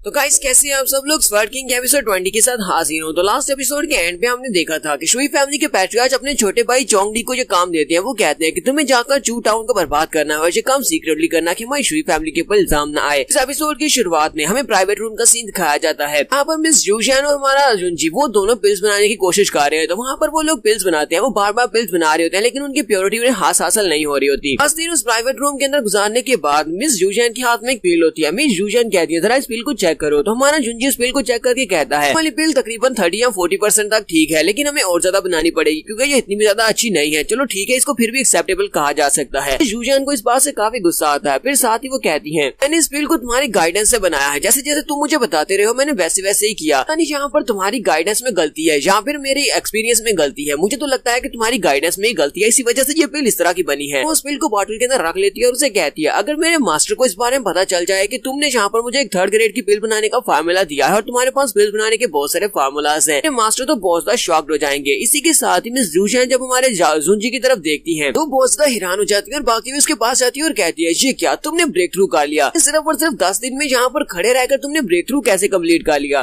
जुंजी उसे कहता है हमें यहाँ पर इस रूम के अंदर तकरीबन 10 से 15 दिन हो चुके हैं, तो तुम्हें क्या लगता है कितने दिनों में ब्रेक थ्रू कम्प्लीट नहीं कर सकता? जूशियन उसे कहती है जब तुम यहाँ पर आए थे तब तुम बॉडी टैम्परिंग के 8th लेवल पर थे लेकिन अब तुम बॉडी टैम्परिंग के 9th लेवल पर पहुंच चुके हो। 10 से 15 दिन के अंदर कौन ब्रेक थ्रू कम्प्लीट कर पाता है और यहाँ पर सिर्फ खड़े रहकर तुम कैसे कर पाए हो? यहाँ पर पिल्स बनाने में बिजी थी तभी तुमने यहाँ पर ब्रेक थ्रू कर लिया। जुंजी उसे बताता है कि उसने कैसे यहाँ पर ये सब कुछ किया है। वो उसे कहता है मेरे पास अपने कुछ तरीके हैं। जब तुम यहाँ पर पिल्स बना रही थी तो पिल्स को बनाने के दौरान यहाँ पर इसके अंदर से काफी सारी यांग एनर्जी निकलती है। इतनी एनर्जी पिल बनाने के लिए तुम्हें चाहिए होती है, वो सारी एनर्जी तुम पिल बनाने में यूज कर रही थी लेकिन जो एक्स्ट्रा एनर्जी थी उस सारी की सारी एनर्जी को वहाँ पर बैठकर मैं उसको एब्जॉर्ब कर रहा था। और इसके अलावा मेरे पास एक स्पेशल लिक्विड है जिसको स्पिरिट लिक्विड कहा जाता है। उस स्पिरिट लिक्विड को जो कि बहुत ज्यादा प्योर है उसको यूज करने पर मेरी कल्टीवेशन बढ़ गई है और मेरा लेवल इंक्रीज हुआ है। जहाँ पर हमारा जुंजी बताता है कि उसे ये स्पिरिट लिक्विड कहाँ से मिला था। जब वो उस केव के अंदर गया था ड्रैगन पीक माउंटेन में और उसे एक एग मिला था जिसको सील किया गया था। उसके एग के अंदर से काफी सारी स्पिरिट एनर्जी लिक्विड की फॉर्म में बह रही थी, तो उसने नीचे एक बर्तन रख के उस सारी लिक्विड एनर्जी को अपने पास सेव कर लिया था क्योंकि उस एग के अंदर से स्पिरिट एनर्जी निकल रही थी। तो वो जब निकल कर कंडेंस हो जाती थी तो वो एक ड्रॉप बनकर नीचे गिर जाती थी। मिस जूशियन कहती है क्या वाकई में स्पिरिट लिक्विड कहती है? मैं पहली बार अपनी जिंदगी में किसी स्पिरिट लिक्विड को देख रही हूँ, ये तो बहुत ज्यादा प्योर भी लग रहा है। जुंजी उसे कहता है हाँ ये बहुत ज्यादा प्योर है, इसको स्पिरिट लिक्विड कहते हैं। हम लोग अक्सर अपनी एनर्जी को बढ़ाने के लिए स्पिरिट स्टोन को एब्जॉर्ब करते हैं लेकिन ये स्पिरिट स्टोन के मुकाबले में बहुत ज्यादा प्योर है क्योंकि ये सिर्फ और सिर्फ स्पिरिट से बना हुआ है। मिस जूशियन से कहती है तुम्हें ये स्पिरिट लिक्विड कहाँ से मिला? हमारा जुंजी से कहता है ये तो सिर्फ एक सीक्रेट है, मैं तुम्हें इस बारे में नहीं बता सकता। ल्यूजियांग भी वहीं पर बैठी होती है, कल्टीवेट कर रही होती है। जुंजी कहता है मैंने ल्यूजियांग को भी अपने इसी मेथड के बारे में बताया, इसीलिए वो भी वहाँ पर अपनी बॉडी के अंदर जो फ्रोस्ट किया उसको सप्रेस कर पा रही है क्योंकि वो इस तरीके को यूज करते होते हुए यहाँ पर कल्टीवेट नहीं कर रही है, लेवल अप करने की कोशिश नहीं कर रही, बल्कि अपनी बॉडी के अंदर फ्रोस्ट की को प्रेस करने की कोशिश कर रही है। फिर साथ ही वो जुंजी से पूछती है क्या है इसकी बॉडी के अंदर कौन सी टाइप की फ्रोस्ट की है जिसको निकालने के लिए तुम इतनी ज्यादा मेहनत कर रहे हो। जुंजी से आगे से कोई भी जवाब नहीं देता। मिस जूशान कहती है वैसे तुम इस लड़की की कुछ ज्यादा ही केयर करते हो जिसकी वजह से तुम इसको यहाँ पर लेकर आए हो। लगता है कि ये लड़की बहुत ज्यादा लकी है। वो लोग कमरे से बाहर निकलते हैं। जब वो बाहर निकलते हैं तो वहाँ पर बहुत सारे गार्ड्स खड़े होते हैं जो सभी लोग इनके प्राइवेट रूम को यहाँ पर प्रोटेक्ट कर रहे होते हैं। इतने सारे गार्ड्स को देखकर काफी ज्यादा हैरान होता है और कहता है ये क्या, यहाँ पर इतने सारे गार्ड्स क्यों हैं। मिस जूशान उसे कहती है ये सारे के सारे गार्ड्स यहाँ पर सिक्योरिटी के लिए थे ताकि कोई भी जबरदस्ती अंदर ना घुस सके, क्योंकि हम लोग बहुत ही सीक्रेट काम कर रहे थे। साथ ही सिटी लॉर्ड भी वहीं पर होती हैं। वो लोग कहते हैं ये क्या, सिटी लॉर्ड भी यहाँ पर क्या कर रहे हैं। तो सिटी लॉर्ड सीधे आकर हमारे जुंजी के सामने झुकते हुए से ग्रीट करते हैं और कहते हैं पैट्रियार्क जू प्लीज मुझे माफ कर दे। फर्स्ट टाइम हम दोनों के दरमियान में कुछ अनबन हो गई थी। हम दोनों ने एक दूसरे के साथ सख्त तरीके से बात की थी। इस वजह से मैं पिछले 10 दिनों से यहीं पर दरवाजे के बाहर खड़ा होकर तुम्हें गार्ड कर रहा था ताकि कोई भी यहाँ पर अंदर आकर तुम्हें डिस्टर्ब ना कर सके। सिर्फ इतना ही नहीं बल्कि मैंने तुम्हारे लिए एक बैंक्वेट पार्टी का बंदोबस्त भी किया है। क्या तुम आज शाम अपनी फैमिली मेंबर्स के साथ मेरे घर आ सकते हो? हमारे घर आकर बैंक्वेट पार्टी में शामिल हो जाना। क्योंकि उसी वक्त जाऊ भागता हुआ वहाँ पर आता है और उसे कहता है यंग मास्टर बहुत ही बुरा हुआ, और वो जल्दी से आकर उसके कान में आकर कुछ बताता है। वो उसे कहता है यंग मास्टर 2 दिन पहले एक टाउन के ऊपर किसी ने अटैक किया था। वो काफी सारे लोग थे, बहुत सारे असैसिन्स थे, यहाँ पर बैंडिट्स से समझ लो। मैं तो लगा था कि वो माउंटेन बैंडिट्स है, लेकिन असल में वो माउंटेन बैंडिट्स नहीं थे। हमने उनमें से कुछ को पकड़कर बंदी बना लिया है अंडरग्राउंड प्रिजन में। लेकिन हमें लगता है कि वो शुई फैमिली के मेंबर्स हैं, इसी वजह से तुम्हें इसमें आना पड़ेगा। जुंजी उसे कहता है क्या वाकई में वो शुई फैमिली के लोग थे? साऊ उसे कहता है वैसे तो वहाँ पर माउंटेन बैंडिट्स की तरह ही वो प्रिटेंड कर रहे थे, लेकिन असल में हमने उन्हें स्कूल में से कुछ लोगों को पकड़कर बंदी बनाया हुआ है। मास्टर जैन के वहाँ पर होते हुए कोई भी हमारे पर अटैक कैसे कर सकता है? तुम्हें जाकर उन लोगों से बुलवाना होगा कि वो शुई फैमिली के मेंबर्स हैं या नहीं। उनमें से एक को तो हमें जानते हैं कि वो चोंग डी है, शुई फैमिली के पैट्रियार्क का छोटा भाई। हमारा जुंजी हल्का सा मुस्कुराता और कहता है लगता है कि शुई फैमिली वाले फाइनली अपने टर्टल शेल में से बाहर निकल रहे हैं। आगे बढ़ता है सिटी लॉर्ड से कहता है सिटी लॉर्ड आपका बहुत बहुत शुक्रिया। हम दोनों के दरमियान में जो कुछ भी बात हुई थी मैं उसको भुला जाता हूँ। आपके ऊपर बिल्कुल भी गुस्सा नहीं हो। और आपकी बैंक्वेट पार्टी के लिए हम लोग किसी दिन आएंगे। आज मुझे एक जरूरी काम करने के लिए जाना है। और फिर साथ ही मिस जूशान को भी बोलता है मिस जूशान आपका बहुत बहुत शुक्रिया। फिर साथ ही उन सभी को गुड बाय बोलने के बाद वो वापस अपने फैमिली घर की तरफ चल पड़ता है। हमारा जुंजी जब वापस अपने घर पहुंचता है तो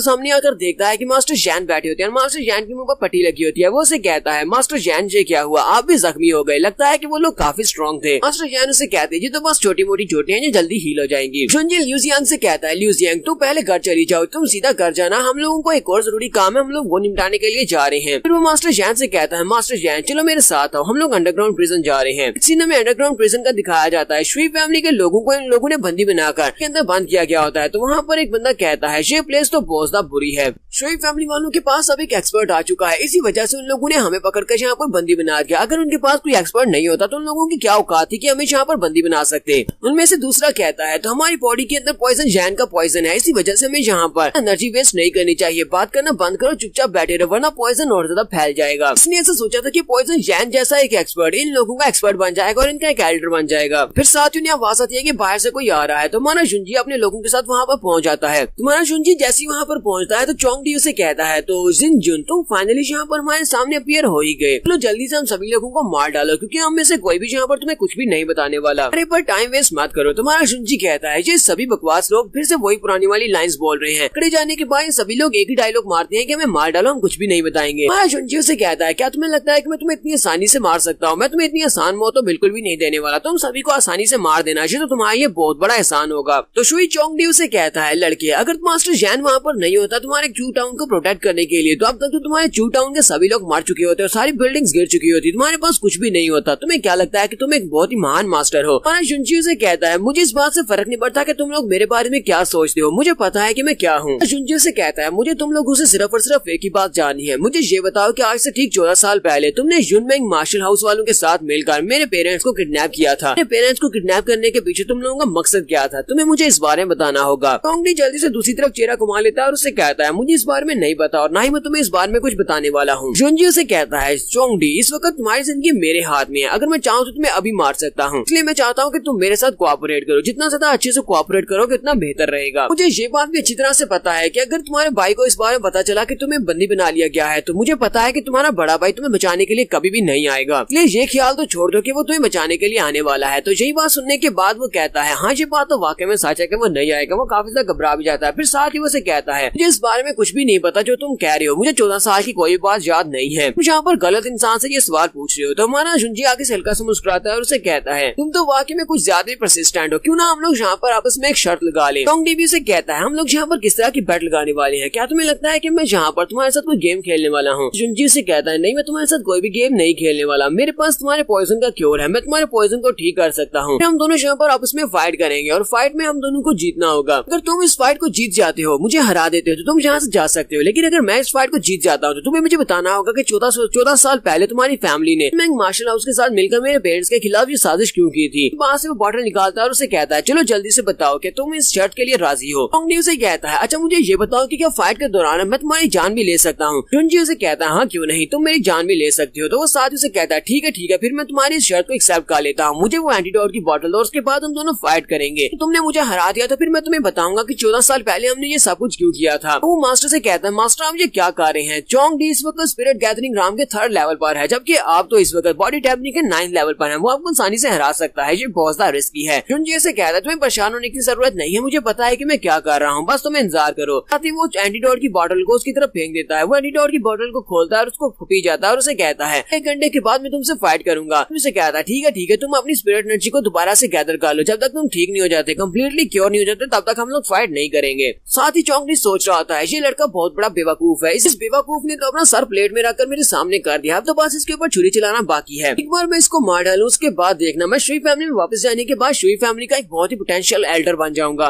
तो नेक्स्ट सीन 1 घंटे के बाद का दिखाया जाता है। 1 घंटे के बाद ये दोनों उसी प्रिजन के एक हाल में जाकर फाइट करने वाले हैं। तो चोंग डी को भी बाहर निकाला जाता है, वो उसे कहता है चलो ठीक है अब मैं फुली रिकवर हो चुका हूँ, चलो अब यहाँ पर फाइट करके देखते हैं। साथ ही वो अपनी पावर्स को रिलीज करते हुए उसे कहता है तो मैं अपने फर्स्ट मूव को चलने वाला हूँ। अपनी पहले मूव को यूज करते हुए हमारे जुनजी के ऊपर अटैक करने के लिए आगे बढ़ता है। पॉइजन जैन भी काफी घबरा जाते हैं और उसे कहते हैं मास्टर बचना, इसने अपने बाजू के ऊपर एक मोर्टल आर्टिफैक्ट को पहना हुआ है जो कि काफी ज्यादा पावरफुल है, जो कि इसको पावर दे रहा है। उस आर्टिफैक्ट को निकालकर उसकी एक तलवार बना लेता है और हमारे जुनजी के ऊपर अटैक कर देता है, जबकि जुनजी अपनी तलवार को निकालकर उसके अटैक को ब्लॉक कर रहा होता है। चोंग डी ने अपने बाजू के ऊपर एक आर्टिफैक्ट को छुपाया होता है। यहाँ पर इस फाइट को कौन जीतेगा ये हम लोग नेक्स्ट एपिसोड में देखेंगे। एपिसोड 20 की एक्सप्लेनेशन अच्छी लगी हो तो कमेंट करके जरूर बताइएगा। चैनल को सब्सक्राइब कर दें, वीडियो को लाइक और शेयर कर दें। शुक्रिया।